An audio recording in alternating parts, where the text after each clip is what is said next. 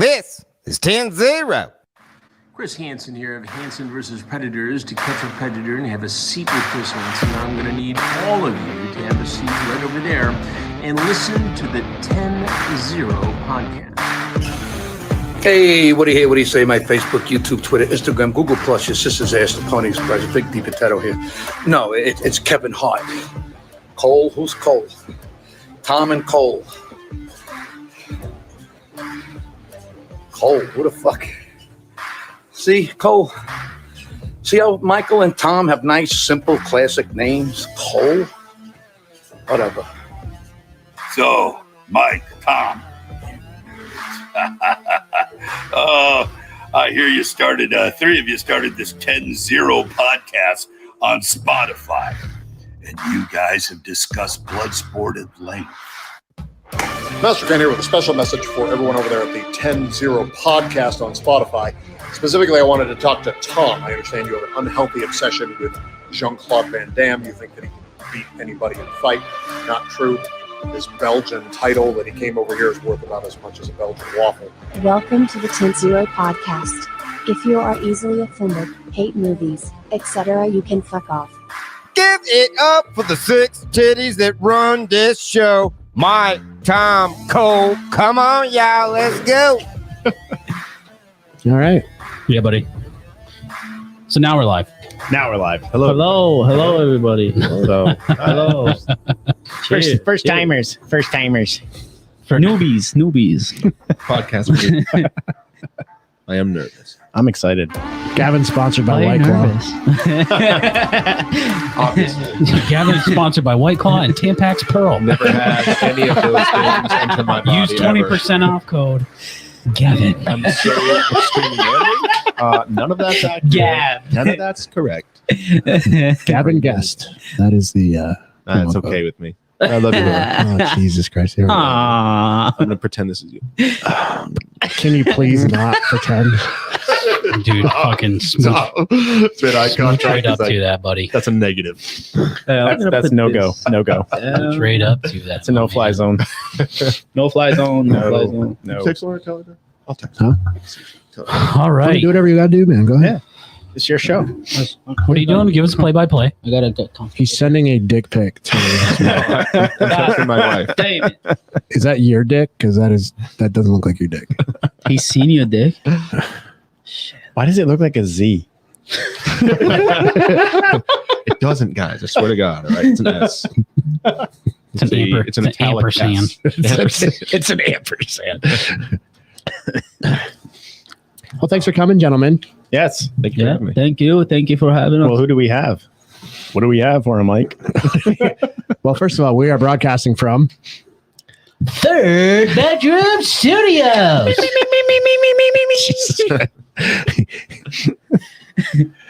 Hey, fuck right you, now, motherfucker. Bro. Touch me. And I'm out. All right. Did you get your text out? Yeah, I did. Thank you for. Is she watching live right now, or I hope she will be. Yeah. All right. So, Gavin, Ali, thank you. Thank you. Thanks for having me. Sorry. You need help there? I think I got it. He's good. You good? I'm good. I just wanted to lift it a little higher. So Ollie just went to the wrong House. town. Yeah. He went to my house. I town. did. Almost state. Wrong state. It's like, almost. It's like 30 minutes away, but then he made it here in like 10 minutes. So I was just going to say you made good time. Yeah, let's you made really good time. Let's keep that. You made a good time. Made solid time getting back here, bud. Yeah. No problem. That's a good effort. Thank you for having us here. You know? Mm-hmm. Dude. So, what are we going to talk about tonight, fellas? Well, what's our main topic going to be? Well, we go off the rails too, so that's fine. Yeah. Yeah, we'll just wing it, I guess. Well, we have. Well, let's. So we have Gavin here. Gavin, why don't you tell us a little bit about your experiences and your life and your history? Yeah. And your history. So I'd say that the most compact, intense experience of my entire life was my military service in the Marine Corps specifically, and that would be because of my 2 deployments. The first one being in 2003 when we invaded Iraq, and actually fought one of the first conventional wars since Korea, I want to say it was the last time we had a conventional fight where there would be force on force engagements. I might be wrong. I think it's Korea. And then I was there. The fighting took place for over the course of about we went to Kuwait and we were in there for maybe a month and a half, just getting acclimatized and training up to what we all knew was coming, because at the time like war hadn't been declared yet. And then so wait. So how does that work? Like you're there, but war hasn't been declared. Yes. So what does that mean? So you kind of work up to that. It's like at the time war had not been declared yet. So Okay. we basically got on a bunch of ships and with seamen. There was seamen all over the deck. Gotcha. In the What ships. kind of seamen? Slippery kind. And so these ships, I mean, like I said, no war had been declared yet. So it takes like a month and a half just on ship just to make it across the sea. Okay. Because you're doing what's called gator squares the whole way, because going straight is considered an act of war. And so it took us about a month to get there. We were in Kuwait for about a month.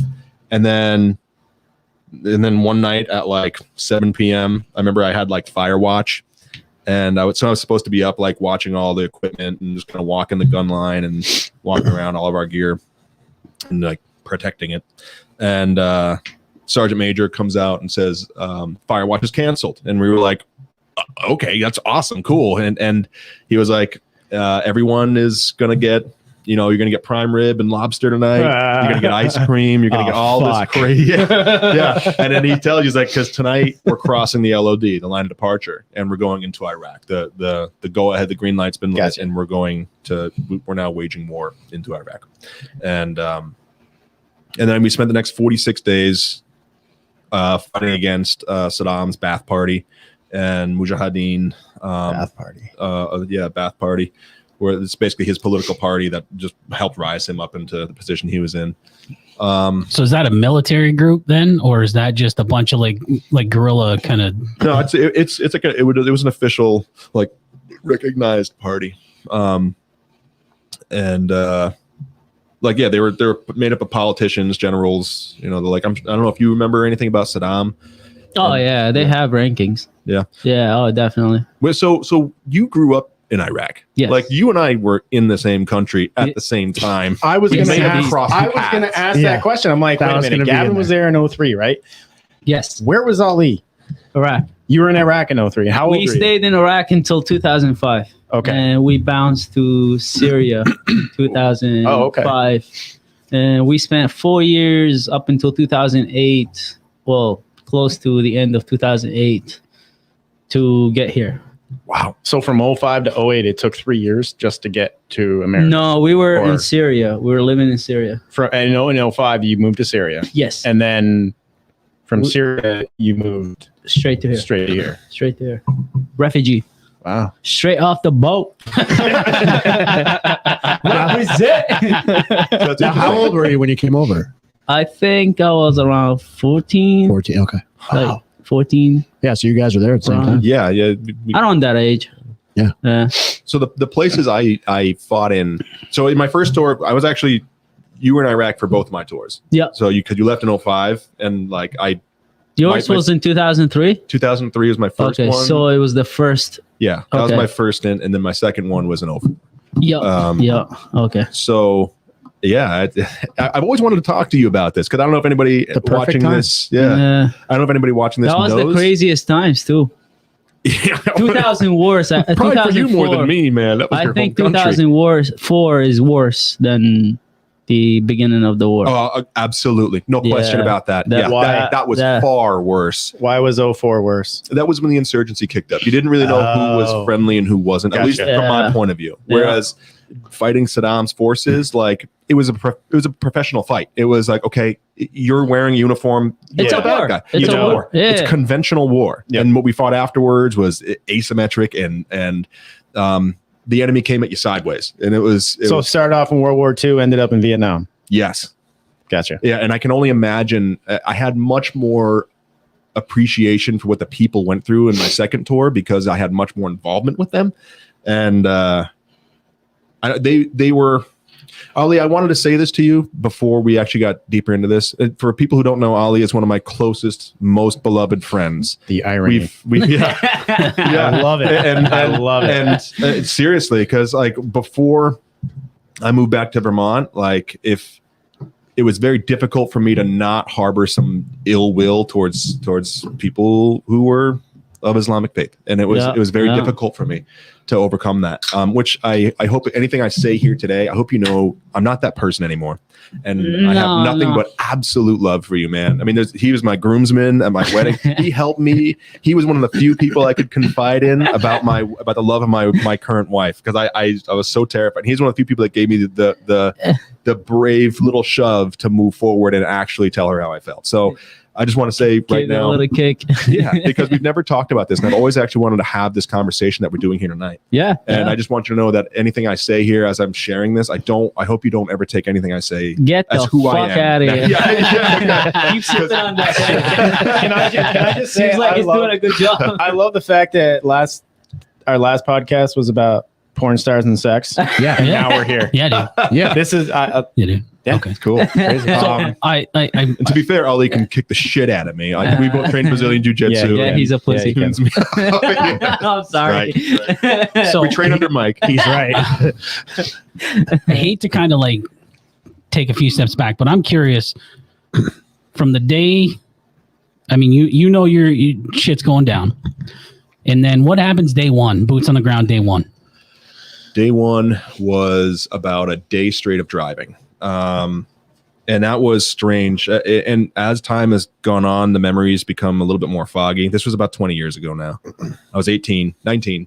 And I remember we were driving and nothing but it was just days long, this convoy. And it was a Marine convoy. So there wasn't a lot. We weren't attached to a lot of stuff.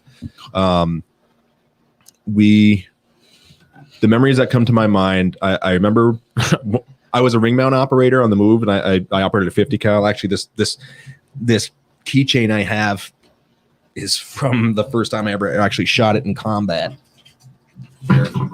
Yeah, that right there. Is that an actually spent round from that's from combat? Yep. Yeah, I remember those. That's fucking dope. Yeah, I bet you do.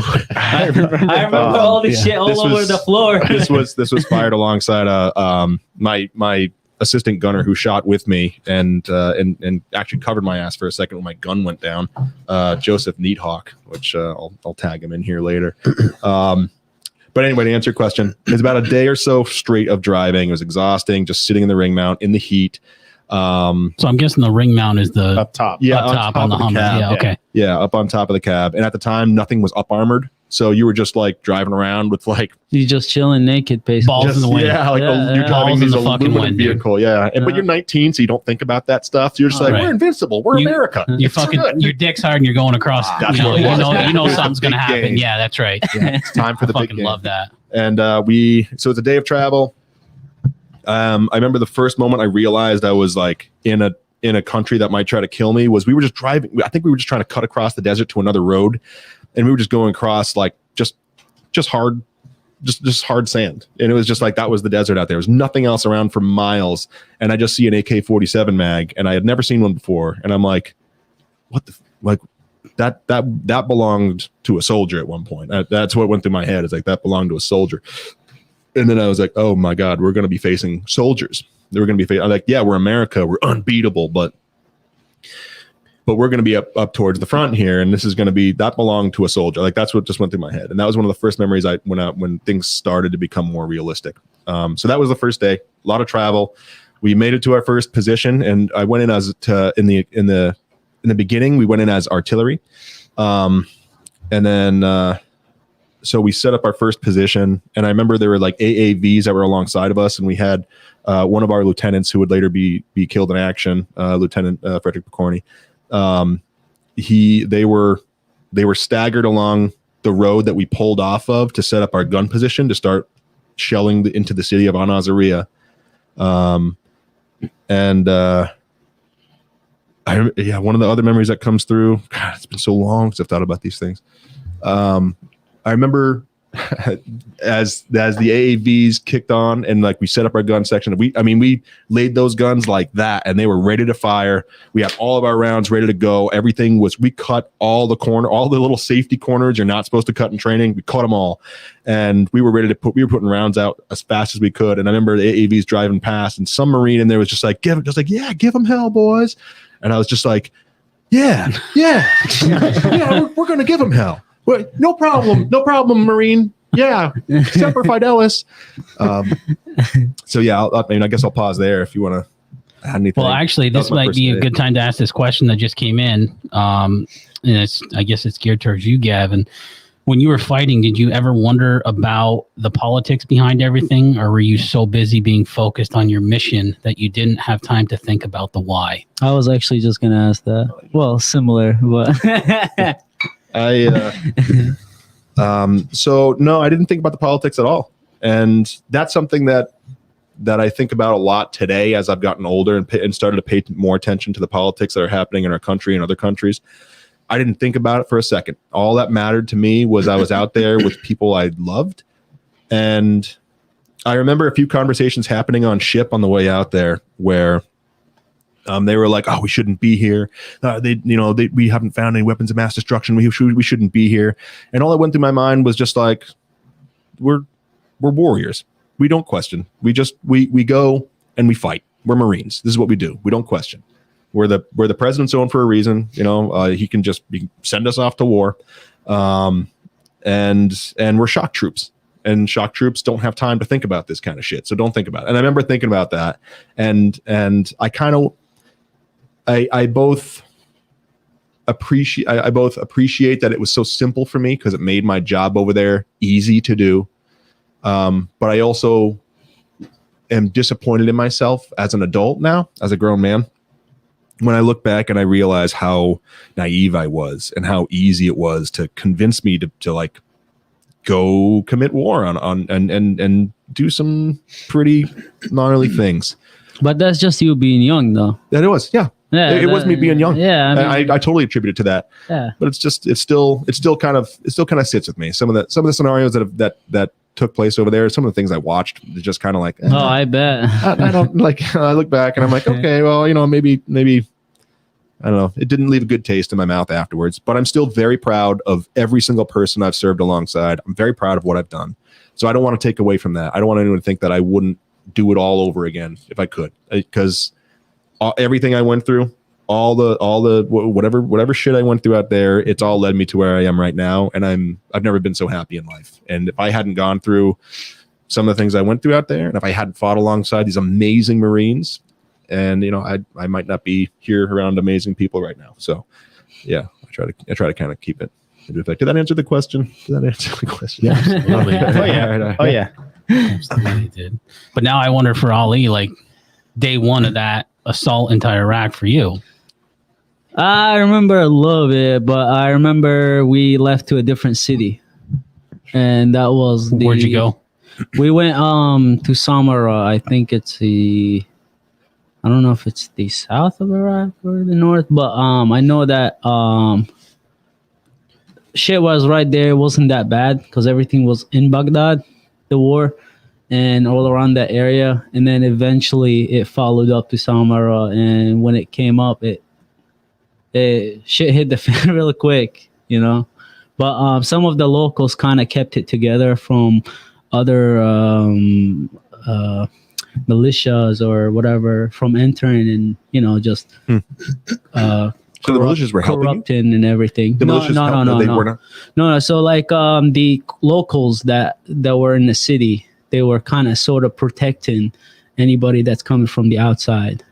Oh, okay. So because there's different faces, I don't know if you know, alongside the Americans, there's also British, French, everybody wanted to make a piece of that. Everybody wanted a piece of that money or that oil or whatever, mass destruction. But I'm very glad. I'm very glad you put it that way. I'm very glad you said it that way. Right now, like I think because that's really all it is. Yeah, that's like all it is. Lithium and oil. Yeah, basically, like all these wars, all these things. I think of it as like you were saying. You're sort of there being told what to do. Yeah. So that's your job. But like behind all this, there's a big ass fucking man sitting on that chair and you know doing all these calls, but not realizing it's causing harms to families, all these families, these little kids or whatever on the bottom, you know. So Ali, I've always wanted to ask you this question. What was life Go like? ahead, Tommy. What was life like? I like this. What was life like in Iraq, like before the war and all this stuff? Like, so I'll be honest day to day, with you. like what was it like? From what I remember, it was a good life. Yeah. From what I remember, even though with the shit that was happening there, like there wasn't electricity, it was timed. There wasn't like but you don't hear killing, you don't hear raping, you don't hear kidnapping and all this shit nowadays is happening, you know. So back then, from my perspective, I used to think it was beautiful. You know, we used to go out like in the middle of 2 a.m. at night, walking around the street, knowing that nothing's gonna happen. Nothing's gonna touch you. But nowadays, you go back and you ask a question to simple locals and say, "Would you rather have that or have that before?" And they would look at you in a heartbeat. They would tell you, "I would rather have the before." Before, because knowing that you're safe and as long as you don't fuck up, you cross that line. You know. Now, what was that line?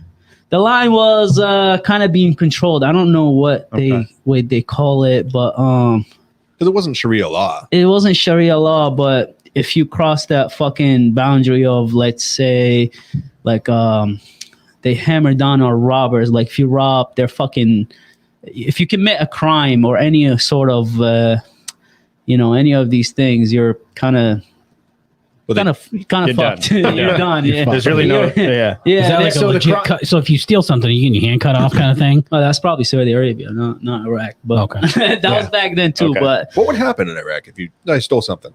Well, from not like you're 10 years old. I don't know. I don't know if I wouldn't say like I know that they would whip your ass like to a point where I don't think you'll be able to get up again until you learn your lesson quick. I've seen the cops do that. Yeah, but and in there they don't fuck around. They don't have the law like in here, you know, like all these body cameras and all that shit. And there they just walk up and pick you up from here and be like, all right, let's go.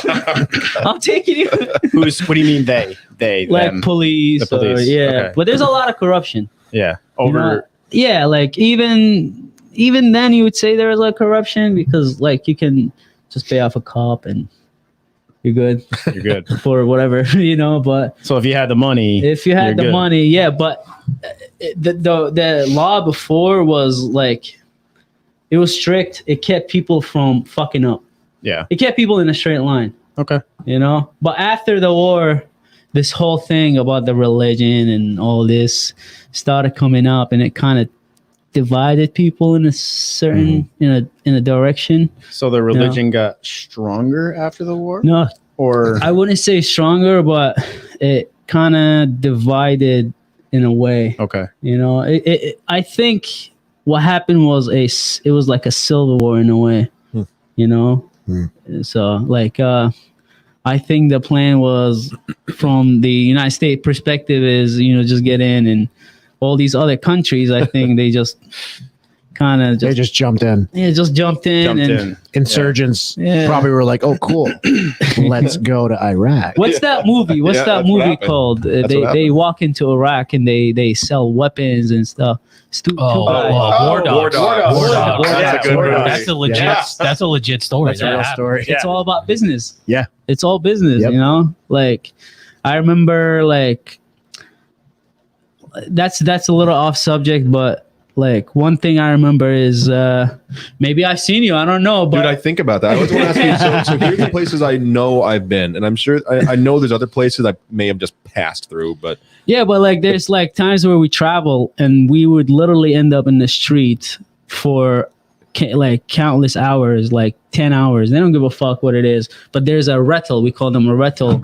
It's a line of military group just passing by, and it's just continuous. And there's times where it probably was me in there at one point. Yeah, like that was early in the in the war, during the war. So Was it southern Iraq? Because that's where most of my stuff went down.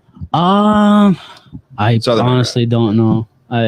So if I just name some names. All right. So Nasiriyah was my big one. And Nasiriyah. Nasiriyah. I know it's Nasiriyah. I was gonna say I have pictures on my Facebook, which might like remind me of some Quit shit. fucking up how you say it. Sorry, bro. All due respect. No, I'm just fucking so with you. Nasiriyah. Did we check that for weapons before they come?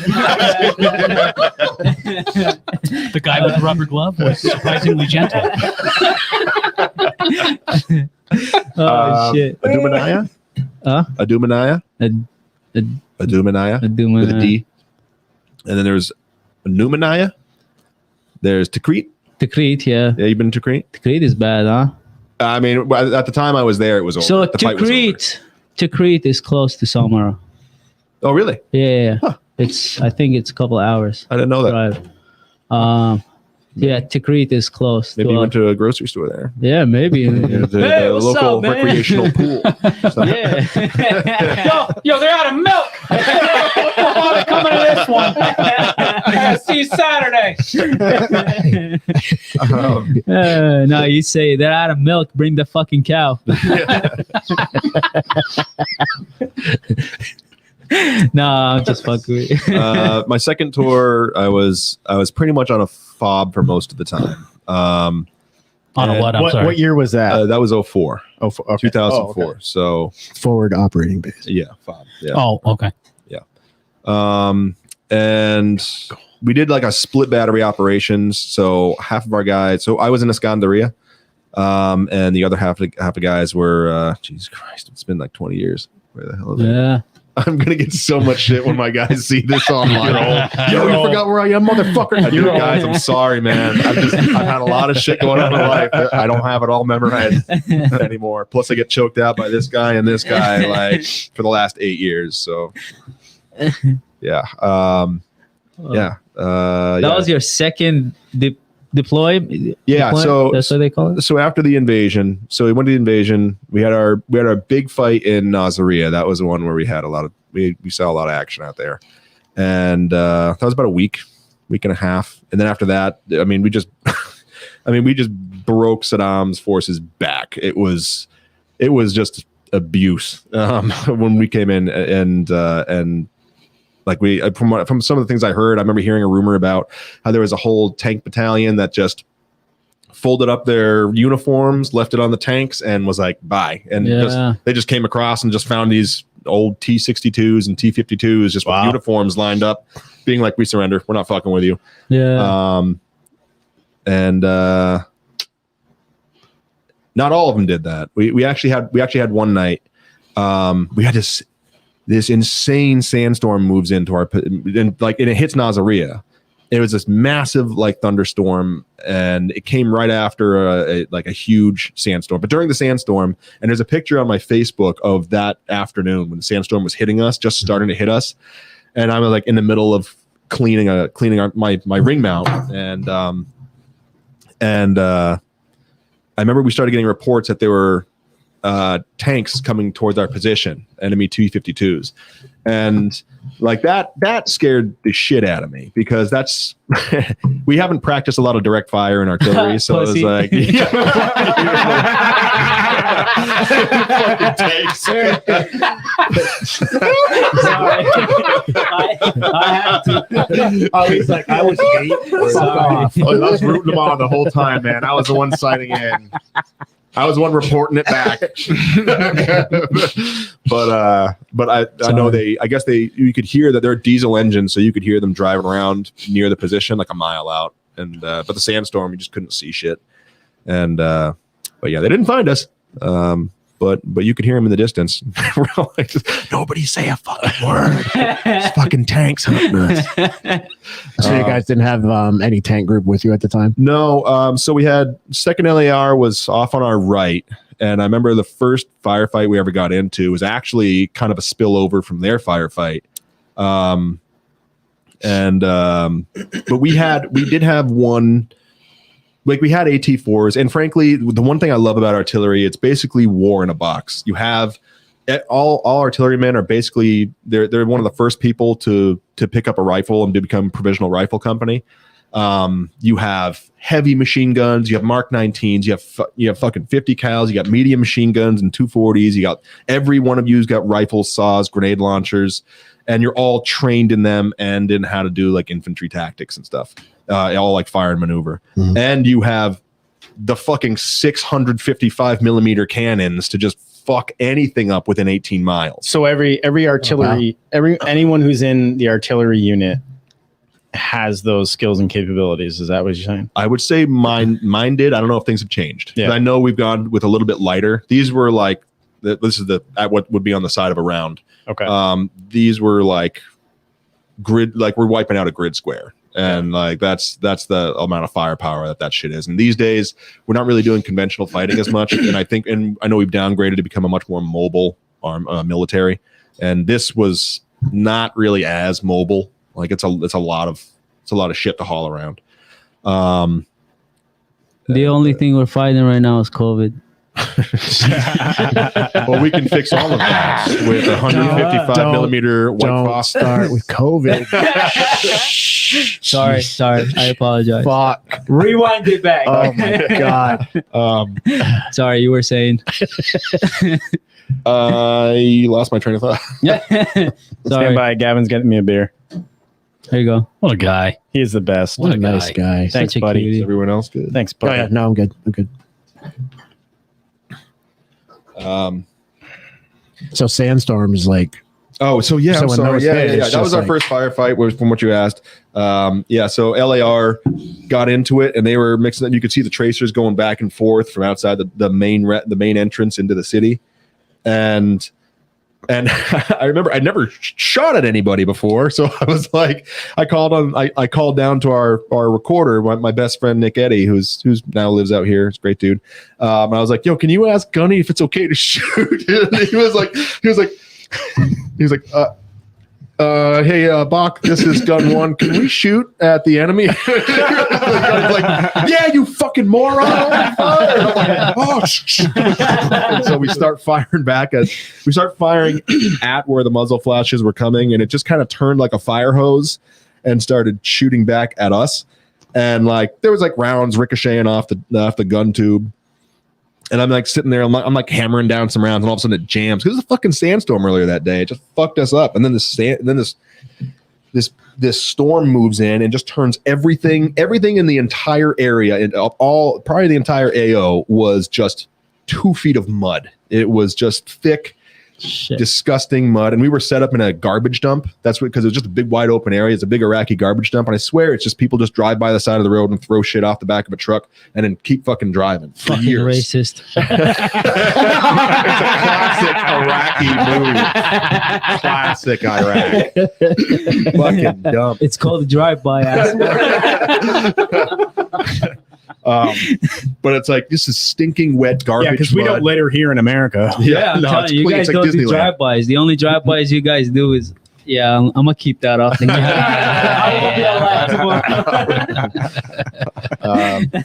So yeah, that was that was our first firefight. Was that the question you asked? I'm sorry. I'm like 2 beers in. It's okay. We're everywhere. All right. We're everywhere. No, we always go everywhere. We jump around. Yeah. We jump up and get down. Jump. So did you ever have any action? I'm sorry if you guys were going to ask anything. Dude, Did you ever go for it, man? Because I've always want to talk to you about this shit, man. Did you ever have any interaction with American troops as a kid? Like I would drive by these things. I would see kids all the time, and frankly, running behind you, screaming. Right? Yeah. It's funny. Maybe I saw you one of these days. I was like, here's a bottle full of my pee. Here you go. And throw that shit out the butt. Enjoy that, motherfucker. Oh, you fucking dickwad. Shit. Here's my pee. Oh, shit. I remember one time we got off, we stopped in the convoy, and it was after all the fighting. And we had this group of boys that came up, and they had this trash bag. And I mean like a full industrial, one of those heavy duty trash bags for like construction sites, full of Iraqi dinar. Yep. And it just full of it all the way to the top. And they were just dragging it. And they had like a truck full of this. What's dinar? It's their money. It's dinar. their bills. So a bag of like money. $1. Yeah. $1. But it's worth bag like of money. a 10,000th of a cent. at this time. Oh wow! At least for our system. And this kid fucking hustled me, man. And he was like $50 for 5, and I was like, oh cool, yeah, totally, $50, and then 5 dinar. This is worth like 1/10,000th. He's living in Saddam's mansion right now. And I'm like, yeah, what a steal! What a steal! We're walking away like, I go, look what I got, guys. And they all come out and like pouring American dollars into their hands. The kids are like, yep, here's 2 or 3. Here's 2 or 3. Those kids are the whole family. Oh my god! Oh, you got hustled by an Iraqi man. Shit. I didn't know what I don't know. I'd rather take the bottle of pee than get fucked financially. Gavin, you got screwed. I did. So they got me back. They got me back for that. Shit. But no, I had I wouldn't say action, but I've had close bombs nearby. Where it just shakes the whole fucking building. Yeah, and you're being young, you're just like, you kind of get used to it after a couple, So after a while, it was just another day. You sitting at dinner and then you hear a boom, the windows shake, or I don't know. You've seen this probably. You see the light first. Yeah, but and then the sound wave. And then the sound hits, So. That was our thing. So that's so straight. Like I can't wrap my head around that as living like hanging, like if we're hanging out right here having a podcast and a fucking 500-pound JDAM explodes in Williston. Yeah. And we're like, oh, someone got fucked and then up. We keep talking. And then we keep go back to roll through it. Yeah. Go back to bed. Go back to the conversation. Like it's interesting that you said like you get used to it. Like that's it's just another life. Yeah. I remember we went to Syria and then we went back, just to visit, just to see, even though it's still war. And then you go to Syria and you live in this country for a year, so you're not seeing this. And when you go back to home, and then you're just sitting in the living room, and then boom, a bomb goes off or a bunch of gunshots. And we're just sitting at the dinner table, like, oh, okay, like having a conversation. And I'm like, dude, you guys just heard that? And they're like, yeah. Keep on eating. Keep on eating. The fruit's getting cold. Did you get some dust in your chicken? Fucking suck it up. But yeah, it's just like another day. Like people ask me nowadays about the Afghan thing right now nowadays. And I think, I feel like it's just another day now.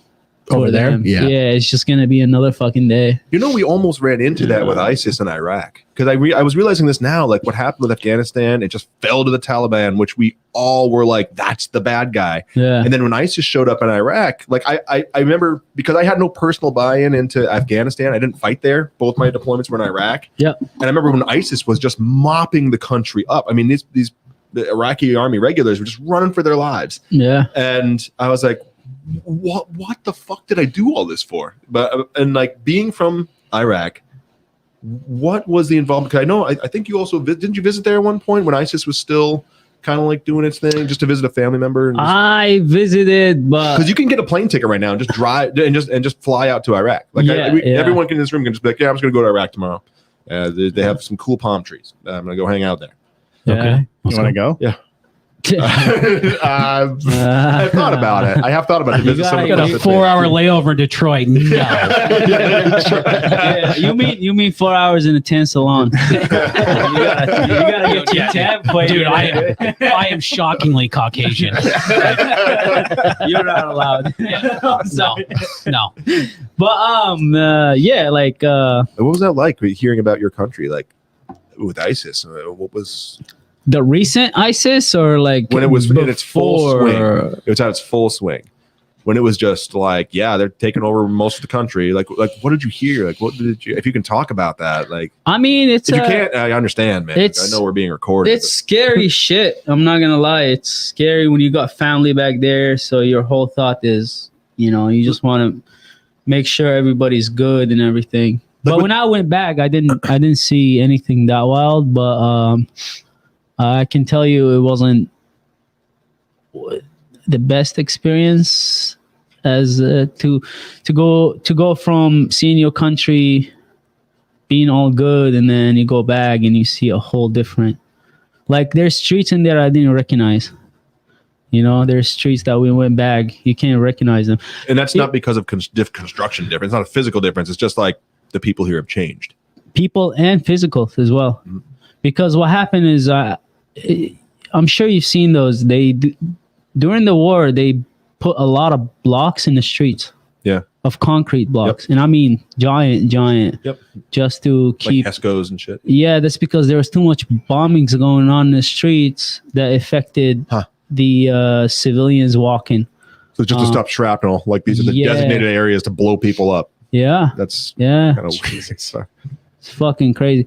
But you're going back and you look at everything and it's just not the same. Like it's kind of. Does anything look like it's rebounded at all? Rebounded as in before war? Like stays the same? Yeah. Is anything about when I went guarantee you every spot that I saw there has to be a bullet. Really? Bullet scar somewhere there. Yeah. You know, like in the wall. So because our houses are all concrete, so it's never going to be the same to you. You're never going to be able to go back there and look at it. And I hope one day that it just goes back to the way. I hope it gets better than peaceful. The way you remember it, peaceful. But I don't think anytime soon. I hope, you know, as we like to say, inshallah, too. Hopefully, it will happen. But I don't think it's gonna go. There's too much shit going on in there right now that no man can fucking just take over and fix it all. Yeah, because it's not one party. No, it's a bunch of parties. Shiite, Sunni. I still don't understand all sorts of. I'll be honest with you, even me, I don't understand it, and I try not to get involved at all because all I know it creates a bunch of talk and it's not my field, you know. Yeah. All I know is I grew up as a Muslim, and I never knew what was Sunni Shi'i until after the war. So it kind of like, whoa, what the fuck, you know? So like growing up, and let's say you're Christians, and your whole life you grew up as Christian, but then after a certain year, war happens, and then boom, you're not Christian, or you're targeted because you're Christian and you're not Catholic or whatever, you know. So it's that type of like an offshoot. Yeah, kind of, yeah. And I don't know, it's never the same after that. Ever since the war, it's shit now. But I hope. Sorry, man. Yeah, I mean, fucking. My bad, bro. My bad.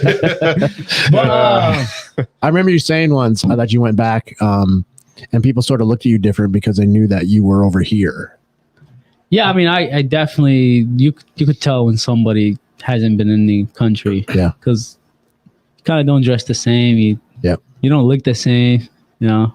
Yeah. Your views are a bit different now because you know you grew up here in the West, or in the States. I don't say West, but well, speaking of that, the West, and I got a question from the live for Ali. It's having lived in both Iraq and the U.S., what things do you feel we could have learned from each other's cultures? What cultural things from your home could benefit the U.S. and vice versa? What cultures benefits?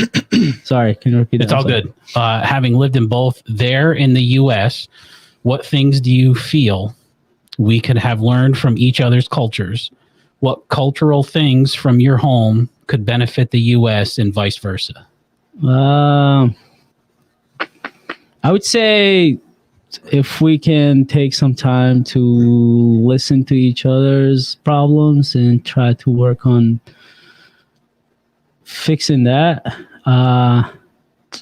Communication, yeah, but tolerance for other people's point of view. Yeah, like for me is I hear all sorts of shit from people, so I tend not to just judge right off. I tend to try to talk and figure out where their mindset is, because sometimes people are taught wrong, you know, and sometimes people don't want to admit they're being taught wrong, so they stick to their, you know, their mindset, that mindset they have, or what they taught, what they learned when they were, you know, called cognitive dissonance. A what? What? I just love cock. I just want to throw that in there. That's Love all I cock. heard. Cock. Cognitive dissonance. I thought that's what that was called. I think that's what it's called. I don't know. I'm just trying to sound smart. Cock-a-doodle-doo. Cock-a-doodle-doo. I'm gonna say that, yeah. But cultural, I would say, damn, I lost my train of thought here. There was one thing you could take from growing up in Iraq and implant it here in the United States and have that be the way it is, Or vice versa. or vice versa. What would it be? Oh, man, that's a tough fucking question. Yeah. Damn. Yeah. You'll have to give So me a we do minute. here. We fucking ask. Yeah, tough take your time. questions. Yeah. Fucking We ask- God damn we ask it. tough Who fucking the questions Fuck asked that question while you're drinking. Mike's wife. Mike's wife. Is it because I came in the wrong house? God damn it! She's getting you back for showing up at the house. God damn it! Show up at my house, motherfucker. I'll be back. I'm here for the gangbang. I'll be there. Oh shit! But He'll be there in 10 minutes. It's a 30-minute drive, but he'll be there in 10 minutes. I would say what the fuck was it? Yeah, I'll be honest. Yeah, I lost it. That's all right. It's all good, man. did. That No, happens. I'm not ashamed to say no. I lost it. I That lost. happens. I fucking We lose lost shit it. here all the time. Don't worry about it. Fuck. Cougar lost it, turned in his wings. Like, this is the longest that we've been on topic, like, ever. Yeah. Yeah. Usually Well, we go actually- side topics and I've always wanted to talk to you about this. I'm sorry. Well, I was going to say that it transitions well into another question. What do you miss the most? Oh, definitely 100% the food. The food. What Oh, was yeah. that dessert? All right. It was. We've talked about this before. Baklava. No, not baklava. Snooze That's sit. a It's- a mask. It's like a cheese. Baklava? It's like a sweet Baklava? cheese pastry. no, it's a no, sorry. A cheese pastry? It's just like a sweet cheese pastry. Yeah. It sounds like baklava. kunafe. What's that? Kunafe. That's it. Yeah. Kunafe is almost red, kind of. Yeah. Yeah. Yeah. This is the That stuff is. that stuff is amazing, That dude. stuff is good. Yeah. I think Gavin's at the What's, point right now where we could have had him on the sexual episode. Ooh. God, no, he's- next one. I'm next pretty sure one. he's up there. I'll now. go with the Next. sexual episode.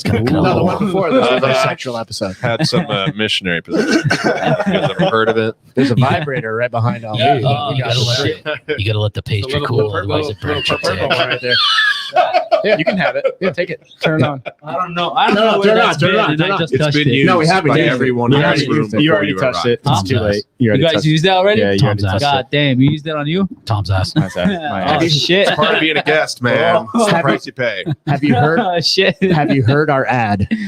The ad? Did you hear our ad? I think I did. Did you? Did you show me the other day? I don't remember. I get You red probably and embarrassed every time I hear it play. Nice. You do? Yeah. Oh, why? I don't know because just listening to Mike. AdamandEve.com. Dropping loads in your box. It's like the voice. It's like the voice of that like infomercial when you were like 8 years old and you woke up on the couch at 2 a.m. and there's chicks in bikinis running down the beach. It's like, Yes. call this number and talk to this girl. There's a guy in the background. It's like, yeah, fucking call. That's Mike D. So, I mean, so I mean, Gavin, My I was aunt with that. actually caught my cousin and I watching that one night at 2 a.m. She came in and we turned the channel real quick. She turned it back to channel 3 and she's like, "This is what you were watching." And we're like, This is what you were watching. Dick. Just to go out of her way to show you and embarrass you. because she knew we were Good girl. watching the fucking You Golden put your Girls. little erections away. oh shit. Gavin, what's one thing that you loved first thing that you saw in Iraq? I know you're probably going to a fucking war, Bro, but Bro, no, one there thing was a that, lot. that caught your eyes. Okay, so and- the and things that caught my eye that in a positive light, and I will never forget. One, never a cloud in the sky, and there's no light pollution. At least where I was, there was just no light. Like you said, there's like timed electricity out there, yeah, which I didn't know until now. yeah. And like you just don't have. It's the most beautiful sunsets and the most beautiful. It's the most beautiful sunsets, the most beautiful sunrises I've ever seen in my life. I mean, 180 degrees of shifting colors from like beautiful burnt orange all the way up to like magenta all the way to black behind you. Yeah. And it's just everywhere. And was, and the stars like, at night. Oh right? my God. I have never seen stars like that. And we had like NVGs and shit. Yeah. And like you could like put those on and see even more stars. What's an NVG? Oh, nods. Night vision. God damn, you're using all these names and the past fucking thing that you were saying about all these weapons that you use. All I understood was the AK-47. Yeah, that's all I got out of all these weapons that you named earlier. Just saying. This is the warrior life is something that I've always held very closely to me. Just as a philosophy, and I've always tried to stay as current as I can as a civilian in my skills and training. And just even in my own like day-to-day life as to how I approach problems that come. But some other positive things that I saw in Iraq, a couple of times the food.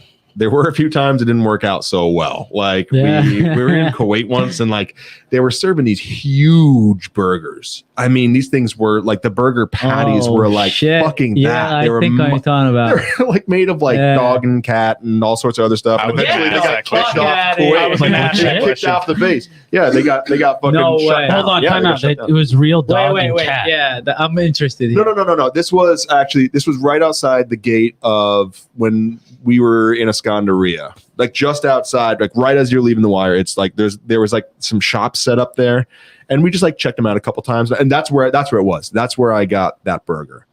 No, they didn't get shut down. No, they stayed right there. And it was really dog and cat. Yeah, that's what it was. That's what people said it was. People are like, it's like dog and cat, and it's like Chinese places here. Like lamb. It's a cat. It's not chicken. You still don't care. General sauce on it. General sauce. You know that's cat, right? Really? Oh, you're good. Wonton. Was it good though? What was that dessert called again? The dessert called kunafa. Yeah. And that was oh yeah, that's like the Middle East is famous for that. Man, I found a place that made it once in DC when I lived out there, and I was like, this isn't the same. There's something off about this. I thought this was gonna be better. Yeah, but no, it's so good. A lot of the meals can you make it? Taste the same. Do you know how to make it? I got my family in here that know how to make it. Oh my God, dude. So if you ever bake off, put my dick in it. There we are. What? There we go. That could be an episode. Now it's a party. That could be an episode. Yeah, pastry dick. Yeah. We'll wax Cole's ass and Gavin will stick his dick in his I thought we forgot about No, that. we did not. So the last episode, we are actually having Cole's ass waxed on air. Nice. Yeah. Yeah. And I'll watch bleach. that. And bleach. And bleach. I'm gonna spray it with bleach. I listened to it the other day. When and did I you agree were to getting bleached? you were If you listen to it, man, you were into it. Yeah. Fuck. You got your ass bleach? No, he's going to. Apparently, I'm going to. On air. It's not going to be. It's not going to be a dirt star anymore. It's going to be a clean star. It'll be like that. Yeah, it'll be nice and white. Yeah, like that. Like that. That's like pick exactly two. what it'll That's look like pick two on the Tinder profile. Yeah. You know, You're bleached ass. you're gonna swipe right for the fish pic, and then while you're checking out my other photo, it's like, yeah, that's a big fish, and then, damn boy, this guy don't fuck around. Shit. Would you ever visit Iraq? Yeah, and I think I would go because I'd like to go to some of the places that I fought in, and I saw it like in Band of Brothers at the end of it. They showed was a Sergeant Garnier and like another sergeant, the actual people who fought in Band of Brothers. Yeah, they went back to what was it? The Normandy. No, not well. I think Normandy was they didn't fight in Normandy. No, they did fight in Normandy. They dropped in. That's right. Yeah, fuck. No, I was thinking because they were standing outside the woods of. The bar. Starts with a B. Bitch. No, not Bellawood. That's Marines. She's a bitch. World War One. Fuck. Argonne Forest. Yes. Argonne Our tech Forest. guy's looking it up. Yeah, Argonne Forest, and they're standing out there, and they're just like, "Holy shit! Like this, we were here fucking. Was that the one where they were like freezing their asses off? Yeah. The fucking tank line just comes up on them, and they were like, "We're gonna fucking die." No, Bastogne. And it was literally like a final protective fire at the end. They just took the panel off, and they just went fucking nuts with it. Just That's when what's his name? When he said when he's going to bed at night with his wife, and his wife will say it's a cold night, and I'm glad at least I'm not in Bastogne. Bastogne. That's what it was. Bastogne. Yeah. That was Garnier, I think. Yeah, probably. And it was and I always think about that. And I remember because Band of Brothers came out literally on the way back from the invasion. It was already out. We were watching it on ship. And I remember seeing that scene, and I was like, I wonder if I'll ever go back to Iraq. And I always see that scene at the end. I've seen the series a million times. I always see that scene, and I think about going back to Nasiriyah specifically. Nasiriyah. I gotta be careful. Ali will fuck me up. Fucking it up. Damn it. I think I would. Seriously, do we check them for weapons? You don't want to know. You don't even want Ali, to know. can you lift your whole shirt up, please? These hands are registered, sir. Go ahead and handle detainees like back in the old days. I'm just kidding. Bend over and cough. Nasiriyah? Nasiriyah. I would like to visit Nasiriyah. Nasiriyah. I got it. I got you. You just gotta work on your 10. That's all you gotta work on. I didn't get as much. The blue eyes. So I just got that. Yeah, the blue eyes that get you. Blue eyes that get you every time. You know, there was one time we were driving in convoy, and I remember we saw this little boy who was just pale skinned, red hair, just like hanging out with all the other little Iraqi kids. Yeah. And it blew my mind. There was a couple things out there that actually surprised me. And I was like, oh shit, other people from other countries visit this place. Because like all the road signs on the highways. It wasn't where's Waldo. It was. I mean, but it was It could have been in war zone. Well, here's the thing. You kind of don't know where is well, kind of. Could have been German. Some German guy came through, or German woman gave birth to a baby or something. But that was a thing for me. Hold on a minute. Let me. Sorry. Yeah. So we have Iraqis that are not just like me. So there's God damn it. Well, out of a 19-year-old kid, I didn't think I'm that. just fucking with you. No, I can only imagine. How about this? So what do you mean? What do you mean?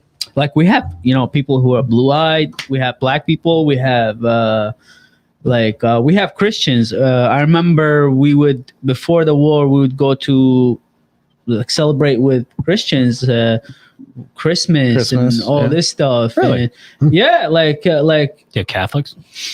Oh, I don't know the difference, to be honest. I don't know. Neither do All I know is I don't either. all I They all know like is a Jesus. huge church, and we say Baba Noel, which is Santa, right? Oh no shit! You got Santa over there? Yeah, we say Baba Noel. Baba Noel. Baba Noel. Noel. Noel. Is he fucking Yes. coming on a Noel. dune buggy, or is he coming on a dune buggy, or is he? He's on a he's on a donkey. No, he's but no, like you tell people here that, and they're just like, oh, what the fuck. But I remember in middle school, I had a girl ask me, you guys have cows in Iraq? No, I just looked at it and I was like, no, we don't have cows. We just only camel. Any other animals will chop it off. And she's like, oh my God. I'm like, bitch, I'm fucking with you. I'm kidding. You were hitting on her. Yeah, you hit it. You were hitting on her. Sorry? You were hitting on her. I kind of have is there any kind of form of like hunting in Iraq? Hunting? Yeah. Oh, yeah. Man, I wouldn't say I can, but I'll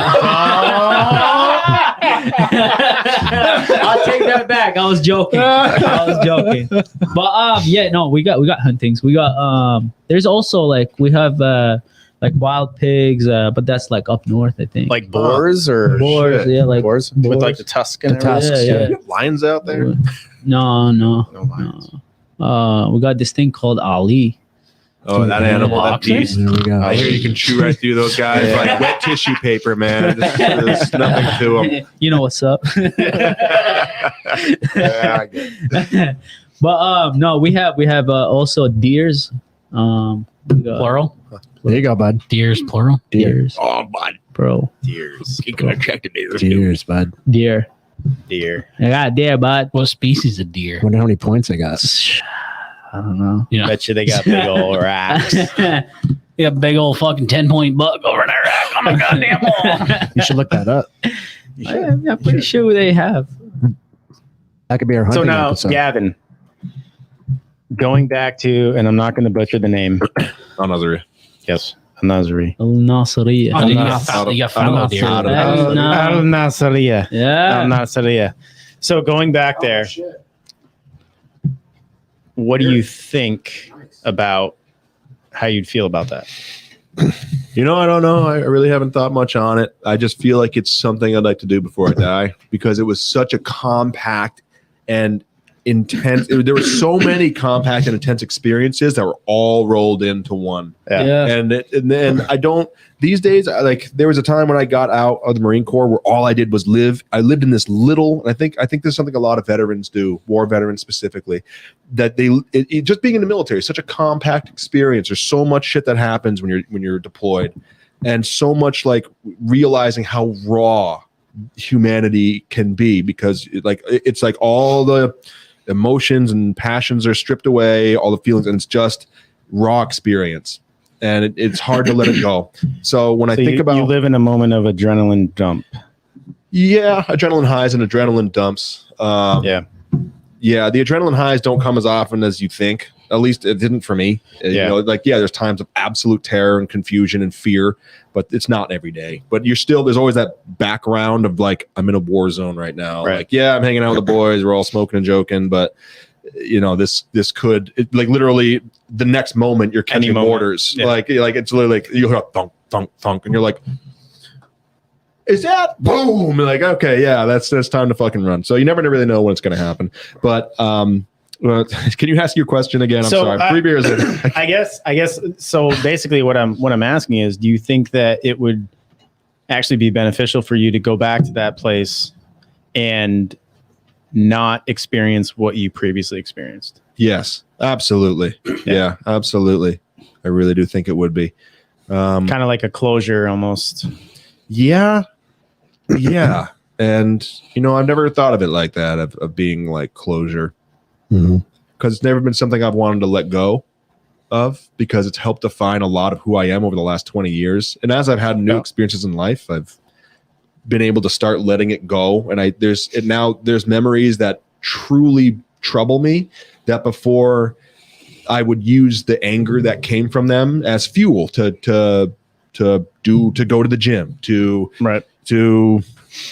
apply to a job. I would draw the energy from that, but it was very negative energy. And now that I'm in a happier place in my life, I look at that and it's sort of like poisonous. I feel like it's interesting because I don't know if I would want that closure. I don't know. Yeah. Well, I don't mean like closure, but I mean like at least you go back to a place where the last memory you had was chaos and disorder. And then you go back and it's like, okay, I'm not going to forget about what happened here, but I'm in a better place in my life now, so I can accept what happened here now. Does that make sense? It does. Yeah. I don't know. And you can check out things like, you know, outside of that mindset, here's that building, you know, and it's, you know, it's fucking beautiful. I never had a chance to look at this before because of this, you know, shit going on. Yeah. I got to be honest. I've never really sat down to think about it. It's life just has one thing for me to do after another thing after another thing. I've never sat back to think about it until right now. You asking me that question. I'm sorry. No. Please don't be. That's actually I'm very. I just wonder. I wonder if Garnier had that kind of a moment when he went back to Bastogne. If he was like, last time I remember this place, I didn't think I was getting out, and now that I'm here, it's not forgetting, but it's accepting and moving on now. I don't know. I'll be honest, just thinking about that change. That's the first time I've heard it aired out. Yeah. It's the first time I've heard somebody say it. And it's like, it's making me a little emotional, man. I've got to be honest. No. It's, I feel the first feeling I feel right now is fear. That's natural. Yeah. Being in there, going back, you feel the fear? Going back? Yeah. Well, I think that would probably have a lot to do. Sorry, man. I think that has a lot to do with what happened the last time you were there. Whatever you walked out of, maybe you think you're walking back into. Yeah, it probably wasn't the right question to ask you, but No, I'm glad you did. I'm glad you did, bro. But that was leading into my question for Ali, right? Is you got two sides of the equation, two different sides of an equation of the spectrum here, right? So Ali's saying, like, you know, when he goes back, like, it's not the same. Yeah, when I went back, it was sad. It was fucking kind of disappointing. Yeah, in a way. And your hope is that it goes back to the way it was. I hope everything works out. Yeah. Like just peaceful and everything. But in his experience, I would say it's a little different because he's in there on a mission. Right. Which makes it is a little different. I think if you go back, it wouldn't be the same. I think it would be a different experience. Oh yeah, just having grown. But I can't. I don't know what your memories were in that place or what happened. We don't need to go down that road. So yeah, exactly. So I'll stay out of it. So we don't know. Like I don't know how you would interpret it. Like in your there was a few moments where I didn't realize that maybe I was in danger until years later. Yeah. And frankly. And this is really due to meeting my wife, because I used to be very apathetic about the things that took place at war in general. Yeah. Not just what I went on. It's just like, well, people die. No, no one gets out of life alive. It's just how it goes. Sometimes, hopefully, sometimes you just got to cash chips in. You're forced out of the casino. You're out. Yeah. And then after I met my wife, I started developing empathy. And now I look back on moments where I almost died. And it becomes extremely real. I'm dealing with it now in my 30s, that when I was a kid, I was like, oh, fucking, a round snapped over your head or a mortar landed and shattered. There's literally a hunk of shrapnel I just pulled out. I literally have shrapnel I took and I was like, oh, cool. It's fucking it's still fucking hot, and I put it in my pack. Like, that's a cool souvenir. And like mortar, like fucking. You're in that rush. It's adrenaline helps you get through it. Yeah, and the surprise sometimes. Do you think? You think it's all part of the training too? Yeah, I mean, you train, right? You train, especially in the Marines. You're built as a shock troop. That's the concept. So you're used to shit just changing at the last second, and it's always for the worst. And you get used to that. And kind of reminds you when I choke your ass out just seconds before I choke your ass out. I got one thing to ask real quick. I mean, if you want to get out of an Americana, just stretch your arm straight out like that. Stretch your arm out. So one thing I want to ask is for the people out there, what is it? Oh, actually, let me put that question that way. Does it feel like a movie, what you see in a movie, or is it far from being like a movie? What do you mean, like having the experience, like while you're in it, like it's Tears of the Sun kind of shit? Like you watch the Expendables and then you actually, like, you know what I mean? Yeah, I know what you're talking about. Maybe in the beginning, I would say kind of. Like you see all these war movies and they do all these crazy even though they try to make it as it doesn't feel like that. It's like maybe in the beginning you're like it's time for the big game. I'm like, so okay, excited. so let me see. So our sergeant major gives us the word, guys, it's time to go. You've been training for this your whole life. It's time to go, and you're ready to you're frothing at the mouth to go fucking kill people. Like that is, as a Marine, that's like that's what makes you proud. Is you go out there and you kill the enemy. You validated by that. And maybe your first 18 hours in, and then you start getting tired and realizing you have to stay awake. And then you're like, well, I gotta stay awake.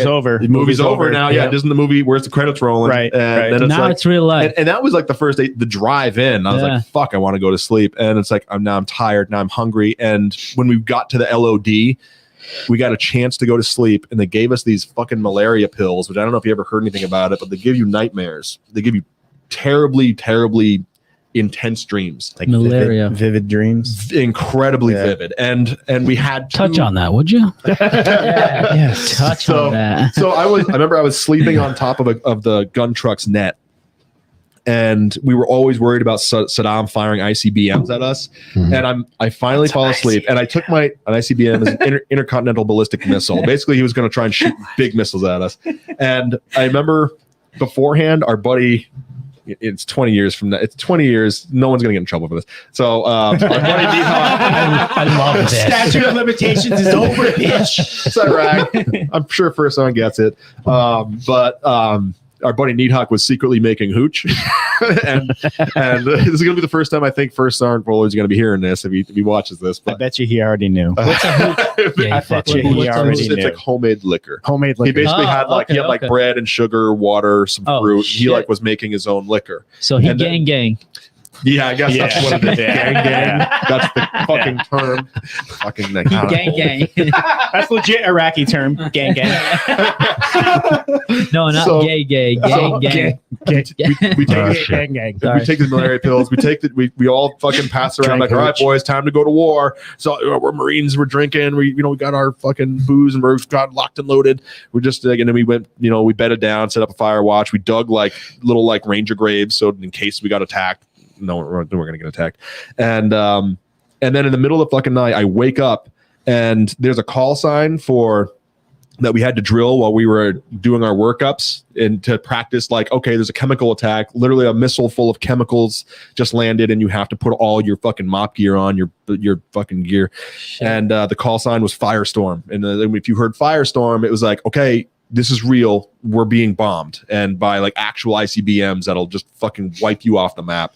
And I remember sleeping and I started having these terrible fucking dreams from the malaria pills and the fucking homemade booze that we had. And then someone's fucking yelling Firestorm and I fucking wake up and the fucking MLRSs that are all across and multiple launch rocket systems start screaming their fucking missiles off into Iraq middle of the night. So I'm just seeing lights fly off and disappear into the fucking world and into the fucking blackness of the sky. And I'm just sitting there like, oh my God, like this is the nightmare that they were talking about. And I'm just looking around like I'm inside. It's so vivid. Like it's so real right now. And then Joe Rogan appears. You ever shot a machine gun on peyote? I have to get this interview in. And I was like, shit, man. And then someone was like, no, it's real. This is really happening. Something at us. And another story. God, I haven't thought of this How did the hooch taste? fucking years. Yeah, how did that taste? Was it bad? I think it was hooch or- terrible. It wasn't very memorable. Was it hooch or was it? I guess it was hooch. Arak? Or was it piss? Was it arak? No, you're probably thinking of like an Iraqi thing. We weren't in Iraq yet. Oh no. But it wasn't like a movie. So You had that in like, Iraq or no? no. Oh no, we got. What are you got talking in about? the second What is store? So arak is like you look at it, it's like I think you guys call it rum here or whiskey, Oh, one or the yeah. other. But it's white. It looks like water. Tequila or vodka. It looks like what? Yeah, It vodka. looks like water, but when you add water, actual water, Yep. it turns like milk. Really? Oh, Yeah, and it has this. like a white Russian? No, that It's not how you make it. He's the dude. I know. Why do you got to bring the Russians in this? no, but that thing is Sorry, made out gluten. of dates. Mm. So dates in Iraq is So sweet. no. No. It tastes like almost like a lean. You know what lean is? No. Like all these rappers drinking that lean. I Do you see how pale we are, for fuck's sake? I don't. What? I'm old and Ollie, I'm sorry. I None of gotta us- speak. Oh, None of us rap. no, I'm not saying rap. I'm just saying like lean or god damn. Yeah, it's like rum almost. Okay. Okay. Yeah. So go back to rum. Yeah. Okay. Anyway, I rum. don't know if you've had that, but that thing is pretty interesting. You Yeah. guys don't have those here. No. Fucking, we're the cool kids. But Sorry. What am I looking at? It's Laura. Is that fucking She's Laura? watching. Got a dick pic? Oh, she's watching. Yeah, Laura sent Gavin a dick pic. oh shit. My little girls. Look at Hi, Laura. Hi, Laura. Hi, Laura. his face just turned I all love red. you. Look at him. Just writing. He's like, guys, my mom's watching. I can't. Hang on. Hang on. Laura, So my wife has asked your husband a lot of questions. Why haven't you typed anything? Yeah, Laura. Jesus Christ. Make it a good one. Speaking of that, there's another question for Gavin. Yeah. What advice would you give, or what advice would you have for young people joining the military now? Don't masturbate as much as Gavin did. You'll go blind. How much jerking off did you do? Shit. What advice? I can see you. So on the island. God damn it! Sorry. So you're in boot camp on the island. How much fucking jerking off's going off? In those guys? Zero. One, Really? you don't have energy. Two, That's a lie. they put saltpeter in all the food. Dude, Really? You cannot get a hard on. It won't work. Really? Yeah. My And older- I've heard rumors that in the female battalions, dude, There's a they lot take the there's a buffer lot spring out of the rifles.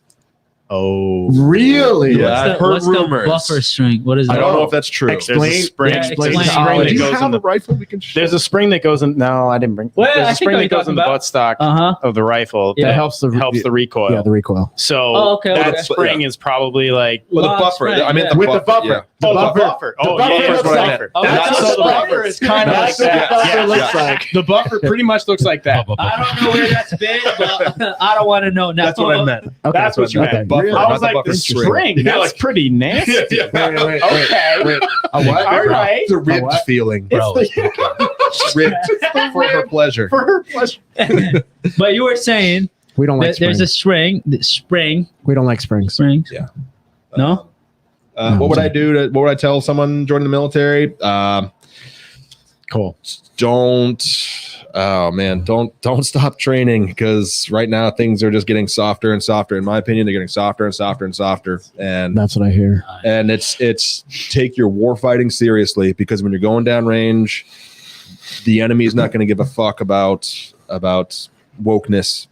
They're going to kill you, and then they will move on. You They can kill your have friend, and then they take your training fucking seriously. Take your training seriously, and you can have your cell phone in boot camp now. People are taking Non-Marine Corps. selfies. Non-Marine Corps. Snapchat Yes, and everywhere. also, Marine Corps? also in the so you Marine got Corps. something going on there. Dude, I'm about So, to if that's shoot true- somebody. Selfie. Fuck me. I heard the best boot camp. My older brother was in the Marine Corps, Mhm. and it was along the lines of the hard-on thing, the jerking off thing. And he told this story, so I'm going to tell it as he told it. I wasn't there. I was never in the military, but he was. So he's telling this. He tells us boot camp stories at deer camp, and they're my favorite stories in the world. They're everyone's favorite stories in the world, because he imitates these drill, like you see the drill instructors on YouTube, and he imitates them amazingly. And he always talks about how in the moment he was fucking terrified, but looking back, it was really funny. So he said in boot camp, he'd wake up with the lights. There's no, you're gonna, sit there and roll around for a minute. It's like a second the lights turn on, you are out of your rack and up. And I guess as soon as you're up, you're online, and there's drill instructors. They're going down, they're counting you off, or you're counting off, or I forget what they said. But all of a sudden he hears his senior drill instructor. I can't remember his name, but he describes him as this mountain of a man. And as the other drill instructors are going down counting people off, he hears the senior drill instructor go, "What the fuck is that?" And he goes, "Eyeballs," which apparently means Snap. everyone snaps to him. So everyone looks down at the senior drill instructor, and the dude at the end of the squad bay has got a raging fucking heart. Okay? According to my brother, it is massive. So the drill instructor takes his campaign cover off and hangs it. He hangs it on the dude's boner, right? Yeah. And he looks him right in the eye and he goes, "Don't let it hit the fucking deck." Oh my god! He said instantly, was like, campaign cover hits the deck, and the drill instructor was like, "Quarterdeck now!" That is such a creative way to handle that problem. That's a good story. We were laughing so hard. That's a fucking Don't good story. let it hit the fucking deck. Just imagine. It's like, Holy shit! That's really creative. I gotta say, the drill instructors, like the way they, I don't know how they figure out their creativity and how to do dude, this. they're like, I they don't are know how my they keep a straight favorite face. fucking story. Like he was telling me once they do this obstacle course or something, and all of a sudden you come out, like you're in a tunnel, and then you come out into like a a covered octagon and you're fighting somebody. You're like pugil sticking That sounds somebody. like the obstacle course or the endurance course. But There's anyway, like I three guess different you're going through it and it's just you. And then they get into the center there and you start fighting somebody and it's a chain link fence over it. And then they hear people screaming. They look up and the fucking drill instructors, he said, are like mutants on top of the screen. It's like, kill it! Oh yeah, And they're fucking absolutely. screaming at you. Confidence course. That's what it was. That's where it is. The confidence course. And they would stand out. He said they would stand outside a church and tap on the windows. That was And the one and place. you look over and they would look at you and like, Yep. That was the one place you were safe for 1 hour a week. That's exactly what he said. He said The church? the church, they couldn't touch you in church is what he would tell us. So And you were everybody went treated to like fucking a church. person. You were Yeah. treated like a person in there. So they're outside the windows fucking I was with like, you. hey, buddy. Yeah. How you doing? You're like, oh, That's what he said. holy shit. My brother was like, it was so funny, but then in the moment, he remembers looking back and seeing that drill instructor outside, like doing the cut in the neck thing. He was fucking terrified. Oh yeah. Yeah, you know what's happening there. I got in trouble actually for doing that in middle school. For this, for For doing the that. neck Yeah, I cutting didn't thing? speak English, and I had a kid bothering me the whole time in the back of the bus. So I just looked at him, the dead in the eye, and I was like, That's fair. Yeah. And Yeah. next thing I know, I got pulled out of the class.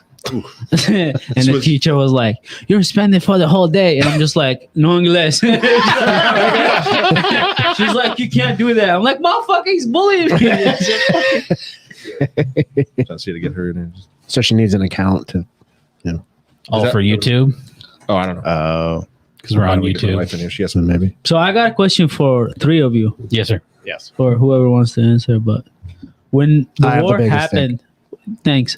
When the war happened, actually, I don't know if that's true, but when the war happened,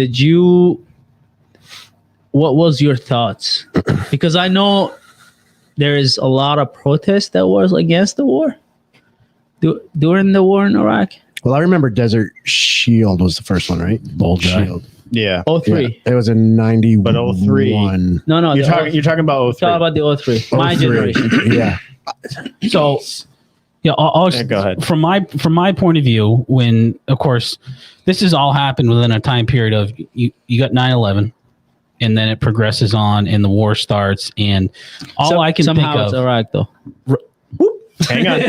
I'm just messing around. I'm just kidding. All of a sudden, you're sitting there, and you're like, they're going to Afghanistan. They want Osama bin Laden, and they're fighting the war. And me being who I am, I'm like, fucking kill him. You're like, yeah. You're fucking pumped, dude. Yeah, But yeah, you're right. There are other people around, and they're like, no, this is bad. War is bad. But me being fucking a day over 18 years old, 19 years old, I'm like, this is what we fucking need to do. This is where we fucking need to be. That's right there. But then as it goes on, and as it goes on, and as it goes on, and as it goes on, you start to ask the question. This is my personal thing. I start to ask myself the question is, fuck are we doing? I'm not a super political person. I'm not, I don't dive into that a whole bunch, but I started asking myself, what the fuck are we doing? But then again, at the same time, I was also like, what the fuck do I care? And to be serious, I stopped caring. Yeah. I mean, you're saying you being young, you kind of have to. I wouldn't say you have to, but this is what you grew up on, and this is your country, so you were sort of like, support. I would say for some people it was that way. Yeah. But like for us during the war, we're like, yeah, fuck America, fuck all that shit. Right. And then war happened, and things, kind of started get a bigger picture, and you start realizing what's going on. Mm-hmm. So, and then you start realizing it's not just America, you got all these other countries as well. And, and it's, So Ali, I have a question for you. Why America? Why did you move to America? refugee, I told you, straight out of the camp. Why though? Why? No, because did you have a choice? We had at first our files was to Australia. Okay. And when that happened, they gave us a call and they said, "Hey, so Australia's not accepting." Hang on, let's back up. So refugee. Now, what does that mean? You said files. The UN. Okay. Yeah. So we were. So under how does the that UN. how does that work? Yeah, you get in a file. They do a bunch of tests. They do questionings, and they run you through this million process of all sorts of tests and everything, just to see if you're trustworthy, I guess, or whatever their reasons is. Or they would ask you like, have you shot someone? Have you did this, did that? Yeah. And this was but from being our story where we are, it kind of made things a little easier to get to where we are, because it's not just any regular file. It's kind of like it was all over the place. So what was your question? I'm sorry. So why? I know you said initially it was Australia, but now you're in America. So why? So they called us. We were playing on Australia, and it was like 2 weeks before they give us calls saying, hey, so the files, they don't accept in Australia, they don't accept refugees anymore. Okay. Because they had too much coming in. So we're going to switch you guys out. And we didn't know it was Vermont until we actually fucking showed up. So you actually came to Vermont. Straight to Vermont. Straight to Vermont. Straight out of Burlington, Vermont, Burlington Airport, and got out with not a fucking single word of English except fuck you and fuck your mother. It's like that's all it was. And wow. Yeah, dude. How hard was it to learn like English? And I think being at that age kind of made it easy, but I was also like, I don't know if you can tell, I like to fucking chit chat and talk and run my mouth a lot. Stop it. Yeah, thanks. No shit. Stop it. But to be honest though, you can also back it up. So. Yeah, he can. So now he can. Now he can. Back when he started, holy shit, dude. Oh fuck yeah! Back when you started, you'd say shit, and I know it's insulting, but I'm just looking at you like, fuck you. I told you straight up. I was like, fuck, dude. But no, I remember. Was it you? That crew? Yeah, crew. Remember I walk in, and I don't know if Alex Lausch that made the joke. He was like, have you met Ali in Iraq? Oh,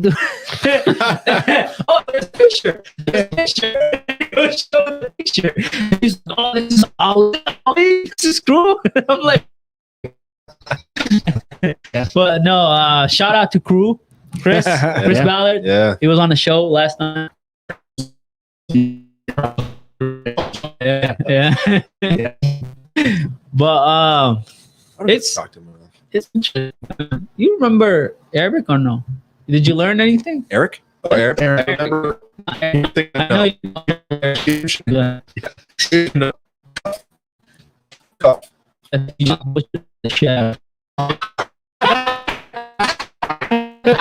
No, it's not.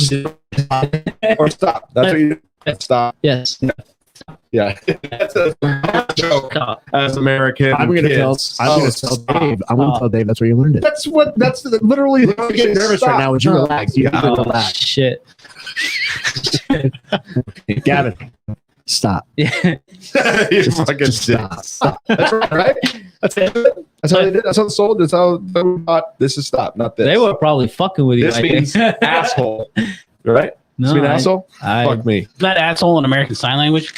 Yeah, that is asshole in American Sign Language. I don't know. That's what I remember. There was some shit that just kind of was in the somebody rumor mill of the year. Somebody fucked with you. No. This was the rumor mill of the universe. That's Spider-Man. Yeah, that's Spider. No, this is Spider-Man. This is Spider-Man. Get the fuck out now. This is two in the pink, one in the stink. This is fuck you. You heard about the minivan, right? Yeah, but you gotta shake it. Dude, you never for real? Are you being serious? I'm dead serious. I don't know. That's fucking serious. This is fuck you. You just gotta shake it. Fuck you. No, don't fuck you. Up your butthole. He's so gullible. That's what that means? I don't believe it. Yeah, you gotta shake Gavin, it. this was never stopped. I'm sorry. Somebody fucked with you. I'm pretty sure that's what it was. Somebody's like, dude, let's tell Wageman. This is stop. Where that faggot over there? He's fucking Stop.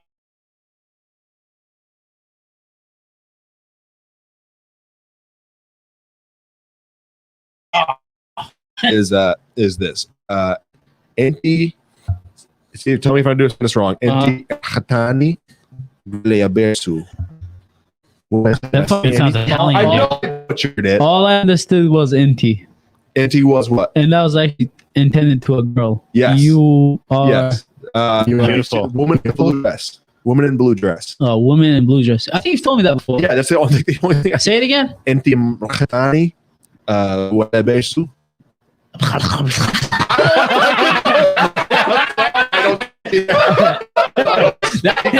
Enti mrakhatani walabesu. Is that right? That's all I heard. But I got something to speak Arabic. Speak Arabic. Fuck me. boom, roasted. I'm sorry. But no, like انت المرأة بالازرق. Woman in the blue dress. الازرق. Say it again. Like just one sentence. الامرأة في الثوب الازرق. That's what I said. I'm assuming. Yeah, say it one more time. That's exactly what I said. I heard him say it, and when you said it, it sounds like you were clearing your fucking throat. Well, I'm figuring this solidly out here. He's fixing the corona. I know one other word. Fixing the corona. Did you ever in the? I know Ali's nickname in Arabic. Yeah, which is his fight nickname. What's that? It's mush mush. Yeah. Mush mush is like a faggot.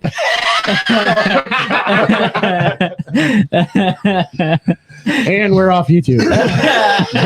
This is an educational channel. Well, the 10-0 podcast lasted almost a year. It's been fun. And then My apologies. No, we're good. We're good. You gotta get one of the beat buttons. Yeah. No, it's fine. Do you ever go like? Does your family ever talk about going back to Iraq or like? I mean, yeah, of course. Aren't you going The back? thing is, no. No. I wish. Just a visit. I would love to go and check it out right now. Like, it's safe to go on a certain times. Usually, I don't know if I'm supposed to say any of this shit, but usually it's the times when there's election going on. Is the safest time? Yeah. Believe it or Why not. would that be? Well, you tell me. What do you think? That's like opposite of here. Yeah. Yeah. Because Yes. here it's very tense. Because everybody wants to make everybody look bad. Right. But in there, because everything's bad, you want to make everything look good. Yeah. Okay. Makes sense. You know? So that actually makes a lot of sense. That kind of feels kind of logical. You know? Yeah. Because I when I went back, there was an election going on, so I didn't see really what's going on. Because everyone's normally bad. But And they're everybody, like, "Hey, look at how everybody good that we are." tells me, they're like, "Oh, you came in the perfect time." I did. But yeah, like. So I got to keep that in mind if I ever do that visit. Yeah, I'm looking just for the election time Go to for go. the election year. Yeah. But I don't know if they'll let you in. I think you have to have an Iraqi passport. Really? You know think- what we should do? Yeah. Whenever there's an election in America, we should go to another country. Just feel like let them figure it out. Like, we'll come okay. back when it's That's done. it. After this last one, everyone's trying to make everyone look bad. Let's leave. So we're going to Thailand every 4 years. Oh, Let's do shit. it. Let's do it. Well, I hear Oh, China shit. has a We're going probably president for next year. life, so they got to worry about Yeah, that. With Crew crew. was telling me. Crew was Yeah. telling me. I would love to go Thailand. Oh, yeah. Thailand was I've amazing. seen videos I of talked last about that time you were last there. time. I would love to yeah, go to no. Thailand. I thought you. Let's keep that out out there. That's what I want to do, but Do they have jujitsu out there? Or is it just Muay Thai? What? Oh no, they did. Oh, they have a lot of Jiu-Jitsu. jiu-jitsu now. Yeah. When, Really? when I went, there was a Tiger Muay Thai. Tiger Muay Thai Yep. was a mixture of everything in there. But now it's Because I've actually kind of wanted to been. I'm working. dude, Let it it's amazing. I hear you guys are gonna run up a mountain or something crazy. Like Oh yeah, Dude. Big Warriors Buddha. Mountain. Big With the Buddha. Big Buddha. Big Buddha, The yeah. Big Buddha. Me Yeah. and Crew and Dave. I actually passed the fuck out when I got up there. Yeah. Because we got off a plane and Crew's like, "You guys are gonna do this mountain." That's and we're what like, you do "Yeah." as soon as you get off the plane. Yeah, yeah, and then we got up on the fucking mountain, and I'm like, no. well, when I literally, we're up in the mountain, and Crew was like, "Oh, this is gonna be like 2 miles," and we're like, "Yeah." It's Me and Dave not were 2 looking at. miles. Listen, yeah. So we started going up, and I see elephants, monkeys, and shit, and I see civilians, and I walk up to them because Dave went up, Crew disappeared, so I'm just running this fucking big help hill all alone. And I walk up to locals. I'm like, oh, big Buddha. And they're looking at me and smiling. They're like, yeah, 2 kilometers. You just go 2 kilometers. And I'm like, okay. So I go, I literally run probably a mile or over a mile. And I ask another pedestrian and they're like, oh, yeah, 2 kilometers. You took 2 kilometers. And they're giving me the same answer and they're all smiling, not realizing they were just fucking with me. Fucking with you. Because there's so many fighters, so many people. Dude, the whole town's in on it. Yeah, so they know. That's fucking awesome. I'm like, you. Oh my God. So by the time I got up there, I literally, like, I have a picture. I was fucked up. All he gets up there, there's nothing left, and he hears 2 kilometers. He's like, what the fuck? Oh my God. Yeah. How long is that? What is it? The Cruz big said Buddha? it, and I forgot how He long said, it I was. forget. It's longer 2 miles. It's more Yeah. than 2 miles. I guarantee you that. It's all uphill. Yeah, Oh, all it's, uphill. it's a Yeah. fucking. Yeah. I don't Well, I know. mean, when I start coming back to UFAI, I want to try it. Say that again. I say about yeah, okay. I was so excited when you told me like the day before Mike's wedding. I said, "Oh, you're gonna give me shit." We'll get to it in a second. Yeah. But you told me that, and I was like, "Oh, cool!" Because you're one of the OGs, both you guys. I remember like Cole double legging me with his wrestling skill, and you mopping me up in Americanas, and I was like, "Shit, man, I was back in like 2012, 11." I don't know, it was a long time ago. Dude, no, 2008 I started there. I wasn't 2007 I was 7. I started at UFA. Wait, you competed? No, I don't. I did. You one. did compete. I did in Gym one. Wars. You Yeah, were in Gym Wars. I was once. Nice. MMA or you No, just not a grappling. Oh. Yeah. He grappled Big White.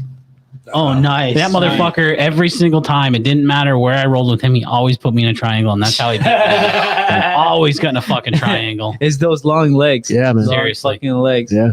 Every single fucking time. Fucking We're taking on miles here pretty soon. Yo, George Elliott says Big Buddha is 6.2 miles. Was it 6.2? Oh yeah. Miles. Yeah. Oh, here we go. Fuck. Yeah. Here we go. Yep. And it's Can I see a picture of fucking. No, it's not a picture of it. It's just the comments. Oh, and hello, Laura's in there. Yeah. Hey, hello. Hey, yeah. Well, thanks for tuning in. We apologize for what happened. So now, Gavin, here's a serious question for you. Okay, do you think that it would have been easier if you had someone like Jean-Claude Van Damme with you? I thought we were gonna make it one fucking episode Rambo. without Rambo. mentioning your man crush. I mean, because in second in command, he led a team of Marines to defend an embassy. I'm just saying. He's fucking French, dude. Stop. You know what? Gavin, don't engage us. Dude. I'm not as educated on the historical. You shouldn't be. Stop being all PC about fucking Jean-Claude the and PC program. Tom's fucking gay love for him. Stop. Yeah, you're in love with Jean-Claude. He knows He really is. He knows his stuff. No, he doesn't, dude. No. Steve Seagal. Belgian waffle. Him and Steven Seagal. Here's Steven Seagal. Hang on. That's just- Everyone watch this. This is a Steven Seagal fight scene. You ready? Oh, Jesus. Here we go. Yep. You don't have a ponytail. No. You gotta do that. You gotta do the arm. You gotta have a ponytail. Yes, my child. And then him running is. Hang on. Yeah. Have you seen the video with him and Anderson Silva? You want to hurt people. You want to hurt people. And then when he's got- all black and has Yeah. the fucking shooting Yeah. glasses on. Yeah. That's good. and then you got Galvo making fun of Steven Seagal. I don't know if Yeah. you've seen that video. Yep. Dude, everybody He's like makes fun of Andre Steven Galvin. Seagal. No. That's like his stupid. Yeah. Steven Seagal's stupid law show he had because he's a fucking deputy sheriff he's a down in sheriff. Hang Louisiana. on. Yeah. George, thank you very much, George. Hey, for Yes. crap. He Hey, buddy. had that JCVD. show, didn't he? PPD? Yeah, I can't Or remember not what the Did I just say PPD? he did. No, he did. Yeah, he did have a show. Yeah, he had that's a what I'm sheriff saying. or something. Yeah. Yeah. But you should notice he was never in a car alone. No. No. Of course. No. No. Yeah. No. Wait. So No. back then, you guys didn't think he wasn't cool because back No. in So Back in the let me say this. Steven Seagal, I thought Under Siege. Under Siege was yeah. good. Hard to Kill. But what did he was do good. being a Navy SEAL and now he's fucking knocked down to being a goddamn cook? Well, I He don't know. fucked up. He He fucked up. fucked up. fucked You up. got to choose that job. Unless you fucked up, you wouldn't He be running fucked up, shit. though. You'd be cutting potatoes. Yeah, but you know you're right. Yeah, you would have fucked up. He if you fucked ended up. He that'd be did something. serious, especially in the teams. I'm sure there'd be something like you shot a buddy of yours. I think by either that He or slept he was with a very he shouldn't have like a slept with. training. I think he was very insubordinate. Is what Oh, no, he wasn't. You wouldn't go there for You wouldn't go there for insubordination? I mean, as a SEAL, Yeah. probably. And now he's cooking. Probably not. No. Probably not. No, because I mean that's one of the things they look for in like Who a was lot that of these blonde teams. chick Like that fell in love with him? A-type, confident, Right. asshole guys that are just Blonde very chick- narcissistic. They know they're the ones that can get And- the job done. There was a blonde chick that makes fell sense. madly Makes in love with everything him they in Under Siege, and I forgot what she was doing on the boat. Oh, she was dancing. Which She was in the cake. She was in the in the cake. cake. That's She was on right. Baywatch. Oh, yeah, She was on yeah. Baywatch. Yes, yes. She was on Yeah. Baywatch. And so was the other guy in the SEALs. He was on Baywatch It was too. the Which one? big boat. The coward Big there. boat. They didn't want to like. Oh, dude, They didn't want to hold the Uzi, right? Yeah. Okay, Is, all right. is that all this right. Erica chick? who now- Erica and Leniak. Yes. Yes. Yeah. Maybe we Gary should find out. Busey, dude. Gary Uh, Busey. That was Yeah. that was Gary- a good. It's my The hero. best thing I've ever I heard am how gonna- Gary Busey was described was on a roast, and I think it was Toby Keith that said Gary Busey looks like his mom fucked a Clydesdale. I am gonna get him in a cameo. Yeah. Okay. So I'm 19, gonna get him in a cameo. 1980s. Yep. Whoa. That's what I'm Yeah. talking about. Yeah. Whoa. Look at bud. her. Oh yeah, Yeah. dude. That's She was on Baywatch. Yes. Yep. Yep. Some people Gavin can't look Gavin can't look because Laura's watching. No, I don't care. Laura, When Laura, she- Laura when can look she at chicks came- and be like, yeah, they're pretty, but Laura is the ultimate. Laura, watching. hey, Go ahead and look her up. in Iraq we call that painting. Painting. What you're doing right now? Painting? Yeah, you're painting. Painting. Painting. Painting. Ooh. Painting a beautiful picture. You just said stop to him like 5 times.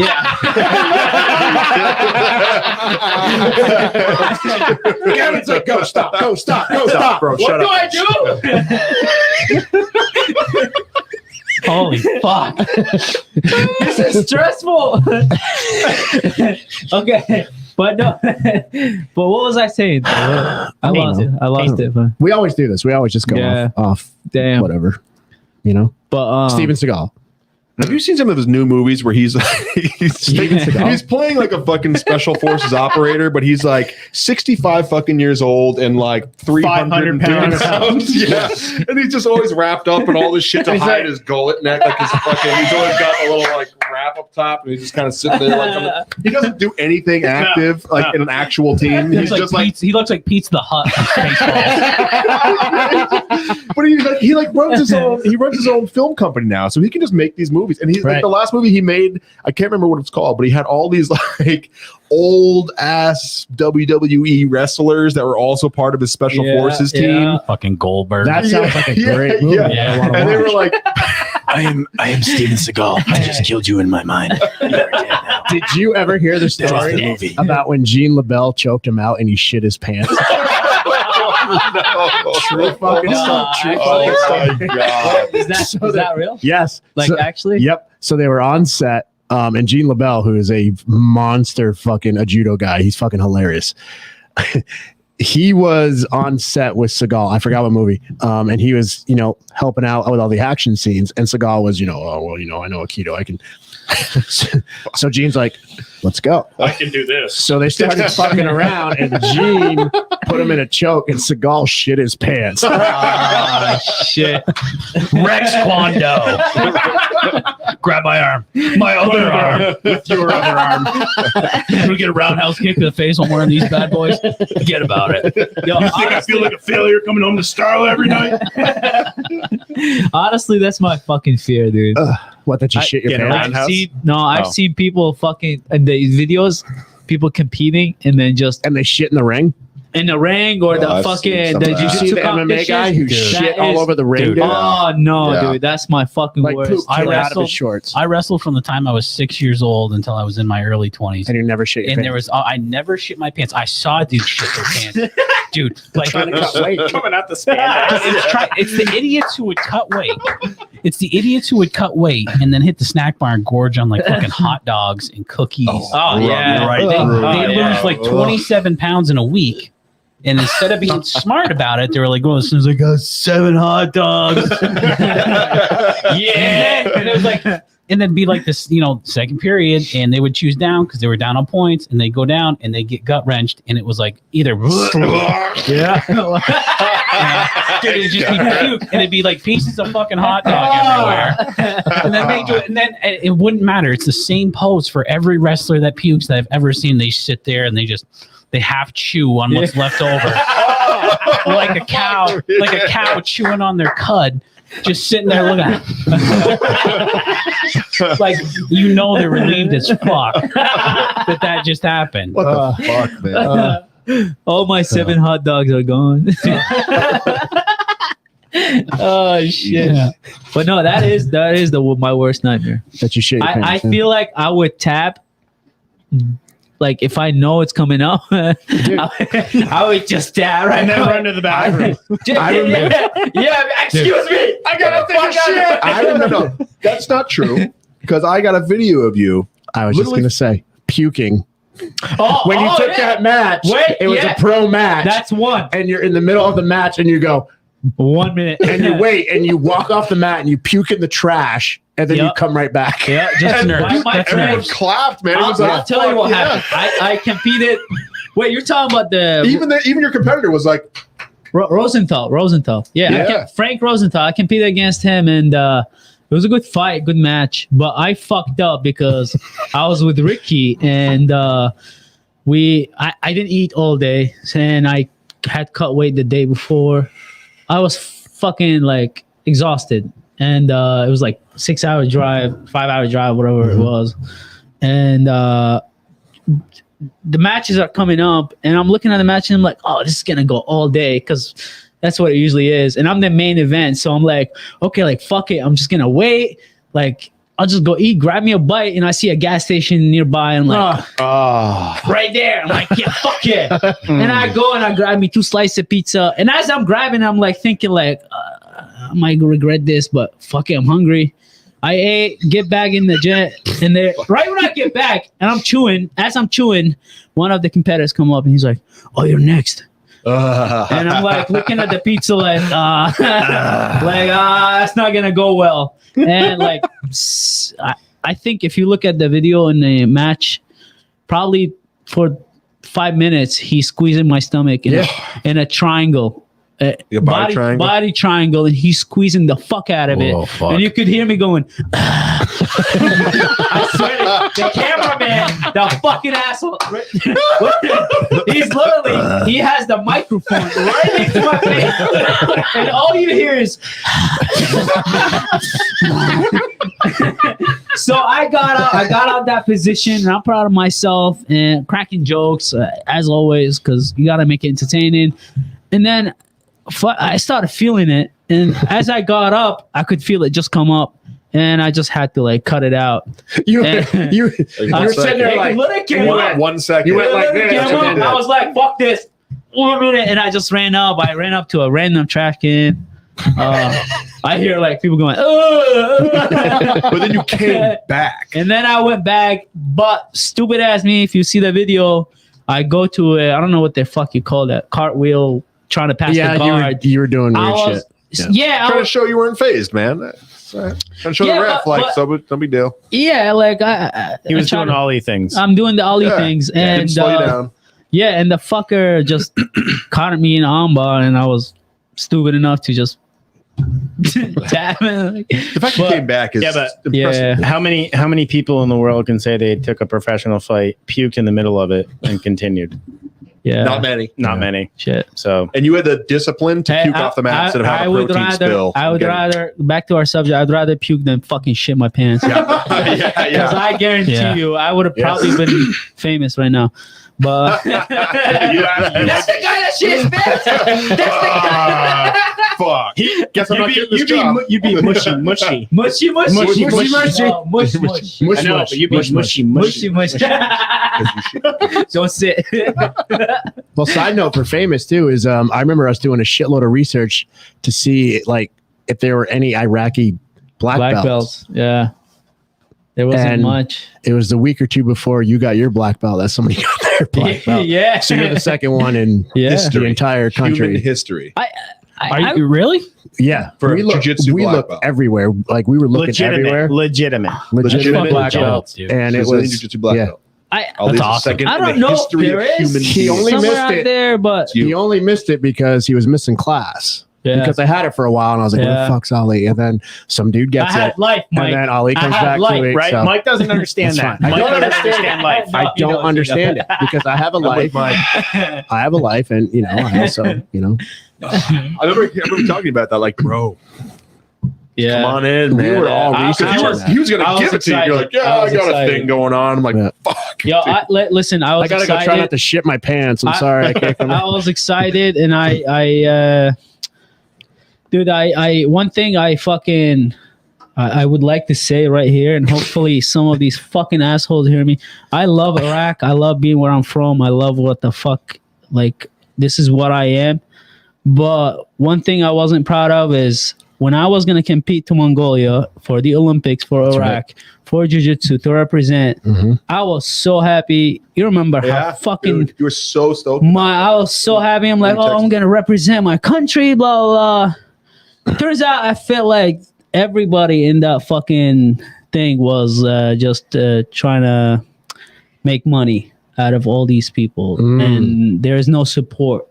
Yeah, that guy that was So- going to pay you to go over there. That yeah, guy? and he was telling me to. I hope you're fucking listening to this, but I don't know if I'm gonna make it again, but we'll see. He was telling me to go and we'll pay you there. Yeah. And I was struggling at the time. I couldn't afford that shit. Fucking doing a full-time training. But then I that was whole going thing with the Montreal shit. as well and Yep. shit. And yeah, that kind of just fucking. There wasn't any support, there wasn't any support at all. Mhm. Kind of put me in a shitty mental state of mind because here I am working my fucking ass off all this time to kind of create a name for my shit myself, and then have all these people just trying to make money out of you or me or whatever, but one day It's all about money. one day, yeah, That'll happen. yeah, but I didn't know that. I didn't know you were Yeah, I didn't know that. it was close. really. Yeah, I was. He was messaging me. It got me so fucking worked up. Oh, another thing is, mainly is, I want you to compete at 145. So I was at 165. Yeah, you're cutting and weight. I cut to 150, probably somewhere there, and I was happy there. And it was like a couple days before, and then he messaged me back. He's like, actually, you're gonna do 135. And I'm like, yeah, no, fuck you.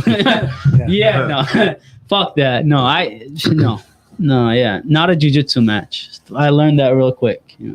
That's too It's small for you. Too small. I've done it before. I don't compete at my best. I compete like I just woke up, like a fucking zombie. Yeah. That's what I can be. But now you've cut weight up to 300 pounds now. So Yeah, I added weight. Yeah, it's all that food, Dragon. So are you Nighthawk? No. A what? Are you No. Nighthawk then? What is a No. night? Who's Nighthawk? His friend Hey, Jay. elaborate. Dude, have you never Buddy seen Step Jay Brothers? Nighthawk. Okay. Fucking Jay. Jay, yeah, I Fucking know Jay, Jay. Yeah, I he's one of the remember other. Jay. He's one of my two best men. I gotta give Jay props. Fucking Like asshole. he actually sent me that cool flask that had the built-in shot glasses. It's a marine flask, and he sent it to me after all that Venmo shit. What Venmo Fucking shit? cocksucker. Yeah, I don't understand Venmo. Remember either. Jay? He would always ask me about Venmo on social media, and I wanted to punch him in the fucking face. Yeah. That was just because you were being fussy about it. And Jay and I are a team, man. Yeah, something. Best buds. He was one of my two best men. How many hours are we in? We're almost at 2 hours. Yeah. Whoa, this is amazing. I feel like I'm No, in a we Joe go between Rogan 1 and 2 podcast. hours usually. Where's Jamie? It all depends. These Where's are, Jamie? No, I'm just kidding. We see where we end up. But I wanted to ask a question earlier. What's one thing that you guys I lost it again. Yeah. all this. Damn. That felt like it was gonna be It was really like- it deep. was too, on- man. It felt deep. It Yeah, felt deep. it did. Yeah. Ollie's like, Yeah. It was on the tip of I've the. wanted to ask this all fucking night. Yeah, guys. and I keep fucking forgetting. we should get a notepad so you can write it. Like you see the serpent over circle around to it. buffering. His head's got the circle going around. It's all right, bro. Just repeatedly. Ollie has dial up. Mom, get off the phone. Trying to watch my story. Can you grab me one too? Gavin, please? One of these. Thanks. Man. Oh shit! All right. So while you think of that, I'll ask Gavin kind of a closing question.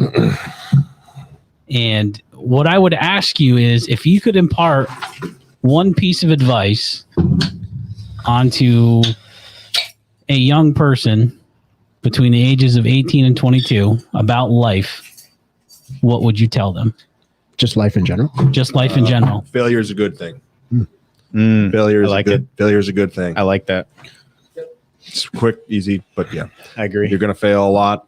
You're gonna collapse. You're gonna think you have nothing left. I've had to rebuild my life 3 times, and you're gonna fail a lot. And every single time you get back up, you're gonna be even better. And you're gonna look behind you, and you're gonna see other people failing, and it'll be your responsibility to help pick them back up. And someone will be in front of you helping to pick you back up. Failure is such an important part of life. I agree. That. Wholeheartedly, I agree with that. That's all. That'll be mine. He's still a bitch. Yeah, I know. Did you get your shit together? Remember your question? Or No, what? it's still. It's I'm gone. digging in there somewhere deep, but it's not.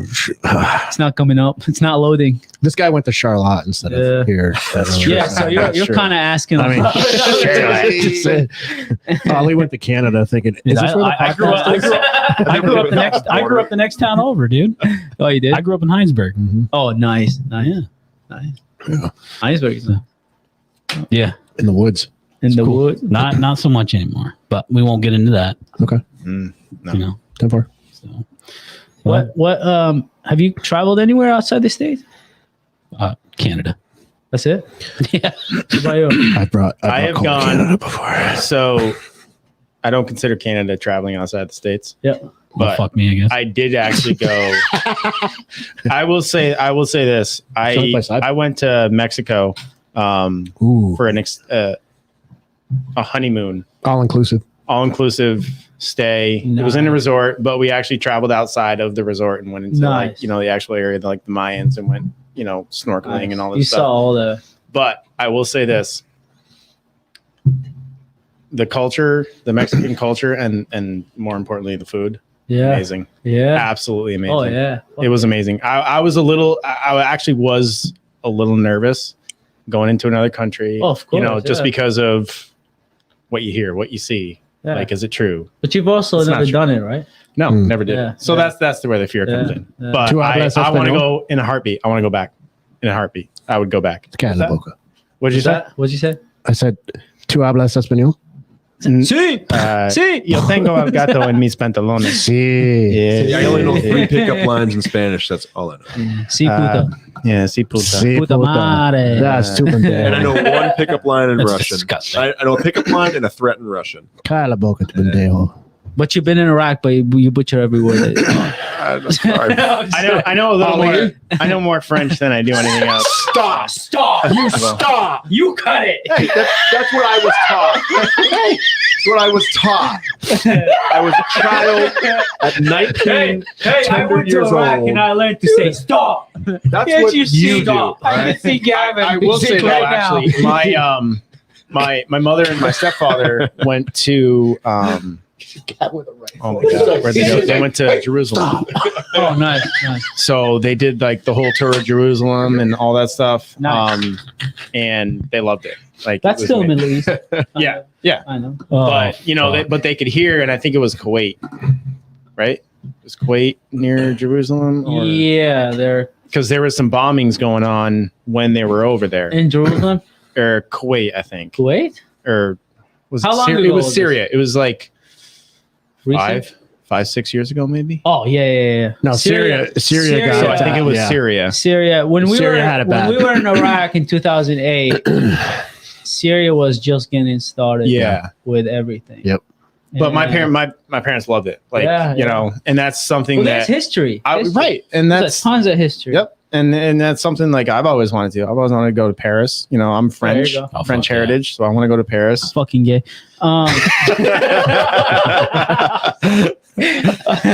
But like, you know, I want to go to these places. No, yeah. You know, and experience it because, you know, what I do for a living now. Like, I have a lot of cultures that I am surrounded by. Yeah. And it's like very nice, you know, very nice people, nice cultures, and all this. And I'm like, I want more. Like, I want to understand. I want to know. Like, you know, just like, it's very interesting. Very interesting. Yeah. What? I want to go to Yaz Island. Yaz? Oh, Yes Island. In UAE. UAE, Dubai. Yeah. I heard that's it's another level. They will pay you to go there. Yeah. You're a black belt. They'll pay you to go there. Oh, really? Yeah. Oh, shit. Yep. Maybe you should say yes to Yes Island. You think yes to Yes Island. Dude, the prince trained in jiu-jitsu forever. Oh, yeah, you were telling me about that. He was a quiet dude and just showed up to class, mopped the mats. He told nobody that he was a prince. Yeah. Got his black belt, moved back. He is importing black belts or loves to import black belts. So he will pay you to go there. Shit. Laura. I gotta hook up the fam, you know what I'm saying? Black belts. That was a shot at you. For Public once, not me. slam. Laura. Shots fired. Active black belt. Yeah. Active. But if there's any country you would love to visit right now, Vietnam, Ireland, Norway, Australia. Not Ireland. nice. Ireland. What the fuck is there in Ireland other than being drunk? He's Irish. Heritage. what the fuck else is there? No, actually, Ireland has the Blarney pretty Stone. sure the what? The Blarney Stone. Don't kiss it. No. Right. No, they piss on it. No. They have these high, like next to castles. the water. Next to the water. Oh, the cliffs? The cliffs. Yeah. Oh, yeah. Those are fucking Yeah. interesting. I've always wanted to. Yeah. Fucking. What about see you? that. Where? Yeah, any country. Egypt. Ooh. Oh, yo, good Ooh, call. I've dude. gone- That's a good one. I've gone through The pyramids? Yeah, I just want to see the history because every Egyptian, I have a lot of Egyptian friends in here. Yeah. So every friend that I have, they're telling me, even the people there, they tell you like there's till this day on their regular people's houses, they find shit. Mm-hmm. Really? I swear to God, that's fucking how wild. Oh, yeah. That's how crazy Egypt is. They say like I have a friend and he was like telling me, not gonna say the name, but he was telling me like in back his house he found a fucking. It's like a treasure. I would say a treasure. I mean, finding something from fucking the mummy age, whatever the fuck it is, and being able to like hold it. Oh my fucking God. You have a brother with a weird eye to make a movie about it?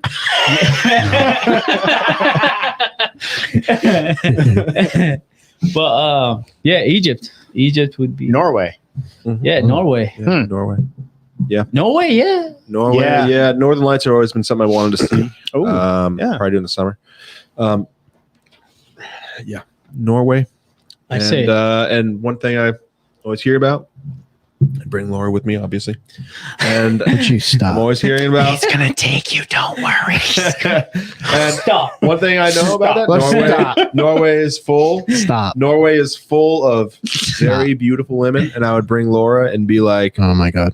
these women would look at her and be like, man, we can't. would you stop? hold Dude, the did you candle." fuck up? Did you fuck up before you came here? They are always like this. me, bro. It's fucking disgusting. He's paying again. It's like probably out my comparing a driveway with his candle to a star going supernova. He's out in my driveway with his phone like, babe, I'm so sorry. I didn't mean to say that. I want to go to Vietnam. Vietnam. Oh Yes. fuck yes. So you can eat Vietnam. domestic. I heard it's Yes. amazing. down there. Yes. Amazing. That too. Yes. Anything to do with your dad, or No, just because you want to go? I've always wanted to go to Vietnam. I heard it's beautiful. Yep. Tubuku. Tubuku. No, this ain't no You motherfucking bull. When I was in Singapore, Carolina Black Snake. when I was in Singapore, I had a friend that was begging me to go. He was from there, and he actually traveled that night. I heard it's amazing. That day, he was like begging me. He was like, "Just go. I got you a place. I'll make you visit all these places." And I'm like, I don't have that time and the money at the time, but fucking. I've always wanted to go in Vietnam, and you guys are disgusting. No, They're always like newlyweds. It's just gross. It's love you, just boo. Laura. No, I love you. Laura, Okay, stop. say bye. Okay, say bye. No, you say bye. You hang up first. You hang up first. We are all jealous. That's why we're doing this. We are all jealous of the love that you have. Not so much. That's a whole nother story. I didn't say anything. I said literally nothing. I said Would literally you nothing relax? here. Just calm down. I said nothing. I said nothing. There's your voice. It's not- There's your that's not nervous right. voice. There's his nervous voice. Stop. I understand that. Fucking stop. I understand this. I don't know what Iraqi Because it's what Iraqis do. So I get it. So I get it. This is what we do. God damn. Well, actually, we have this. Sorry to cut you. No, you're good. We have this. High five. No, but when you do that to somebody, it's like, or this. It's like you're hitting them. No, it's like in your Patty grave. cake? Like bad on you in your grave. Oh, bad on you. Oh, in your grave. Like in your grave. Oh, really? Another term I was telling you about painting is like you're sucking up. Oh. You're painting. Oh, You're painting. Interesting.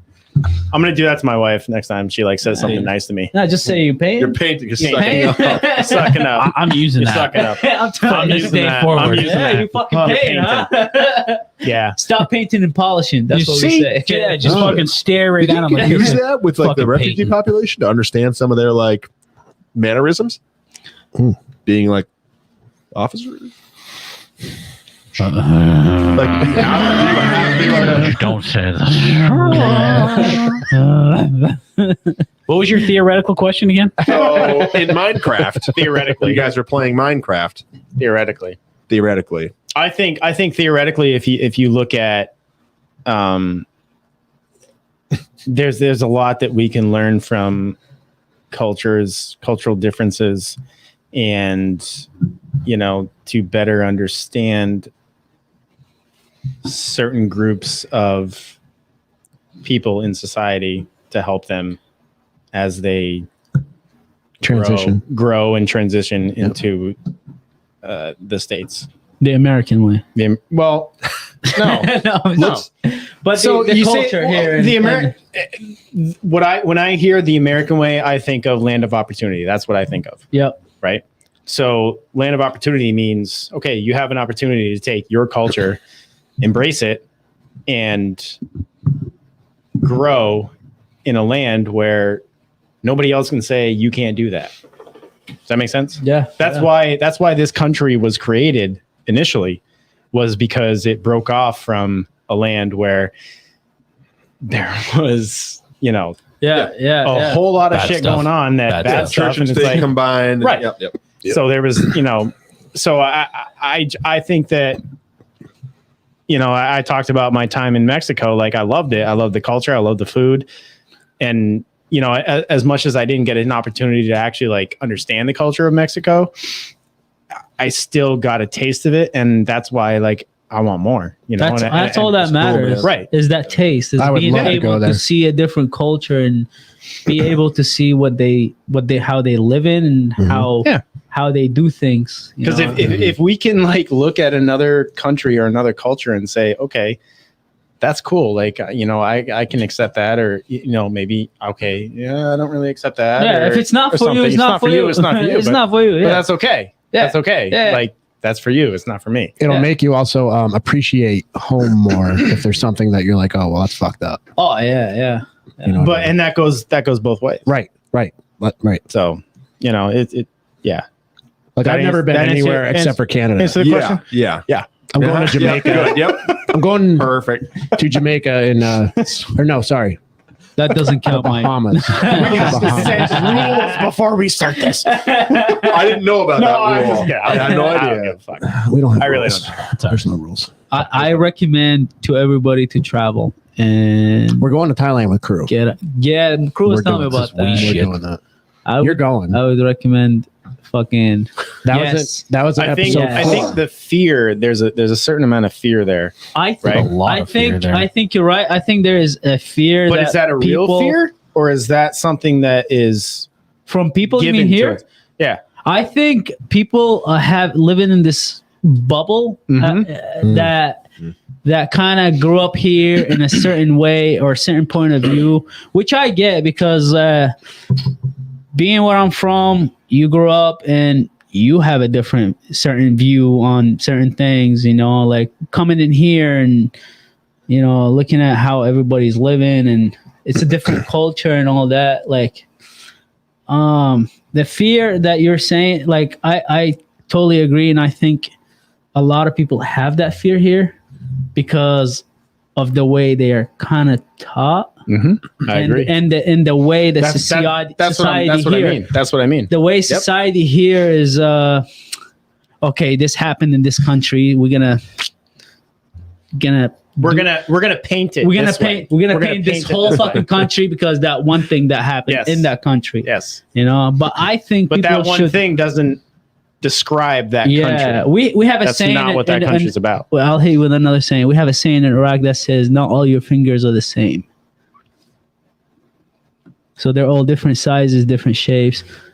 They're not all the same. So still party. when we look at a people, we say, okay, you know, not all your fingers are the same. You know, I'm not gonna judge everybody the same fingers. You know, I like it. I'm gonna judge like that. everybody I like it. I like that. based off how they are and how, Yeah. you know. But the fear that you were saying is, or It's taught. it's. I think I'm sorry, but It's pushed. it's taught. pushed. It's taught. Yep. It's I wouldn't say closed-minded because that's just the way you're taught here. Right. So Well, no, I know what you mean though. it's not closed-minded look at it, because right. I there's was afraid to go to Mexico, but when I got there, Yeah. I was like, oh, "Fucking this A, is is fucking awesome. amazing. Yeah. Yeah. Like like it's But like And here- every country, like our country, like every other country, there are parts that are just a bad place to be. oh yeah. You have to understand that. everybody has their Has a bad side. place. Every Everything- city, every ci- town, yeah. every country, they Of all course. have a bad place. Yeah. And they all have, I would say, better places, more better than bad. Of course. Yeah. Yeah. And it's just, it is what it is. That's life. That's the Definitely. world. That's the Yeah. world we live in. Now, how was it when you drove across country? oh Because yeah. you saw a bunch Oh, of yeah, shit that's and you were gone Oh for my over a God. month. yeah. Oh, really? How was that, for was you? amazing. That Yeah. was a I would say You saw a lot of shit. mind-blowing Yeah. experience. It kind of taught me to be simple Mm. because You were living in a van, weren't you? I did it in a truck. Yeah. Did it say free candy in on a the side of Ford it? Ranger. Ford Ranger? In a Ford Ranger. In a fucking Ford Ranger. Shout out to Steven Seagal. We're gonna work on that that redneck accent. We'll work on that. My bad, bud. He's got the lip. Dude, I'm trying to quit. That just fucking killed me right there. I was about ready to snatch your tongue. I got it. Give bum a pinch. But no, like you'll have those people everywhere. Uh-huh. You'll have those people that haven't traveled. Like we have them back in Iraq as well. That haven't traveled, that haven't got out to see what the real fucking world is and what it's all about. It's not closed-minded. You know? It's uninformed. Yeah. It's Yeah. It's They live in a bubble. right like you now. said. Right now, social media kind of helps. Oh, but yeah, it hurts. But- and it hurts. and it hurts. It hurts. And when it hurts, I'm talking about a hurt. Yeah, I'm not talking Yeah. about just hurt. I agree. Yeah, like Yeah, it's they gotta real. stop putting me in jail. Yeah. It's not just about you, Mike. Okay. Yeah, it's not No, about you, Mike. But no, I totally 100% agree with you. Social media, it you know,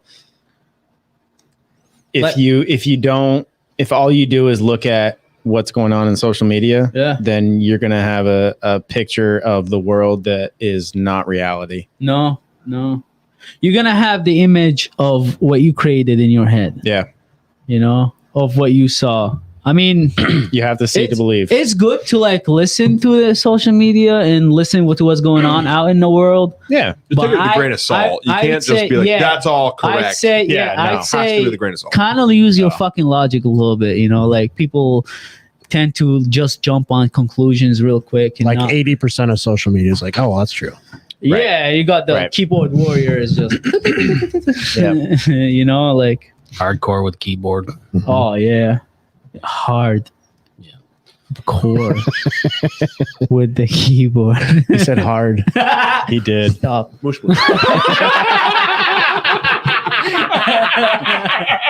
I just got you before you got fucking awesome. Go Brosted. I'm sorry. All right, guys. I'm gonna drop the mic right now. Ollie. Drop it. Gavin. Thank you guys so much. Thank you. Thanks for having us. Thank you for having us. This was an amazing time. This was awesome. Yeah, I wish it could go on forever. Awesome. We gotta do it again. Maybe Time. Yeah, we'll have another episode. We'll have another episode. We'll run it down. But yeah, thanks again, guys. Thank you, guys. And thanks for everybody for listening. Go check out the social media on Facebook and Instagram, 100 Podcast. Also, go to adamandeve.com. Our code is still live on there for free gifts and a little bit % off. Free shipping. All right. Take it easy, guys. Thank you. Yeah.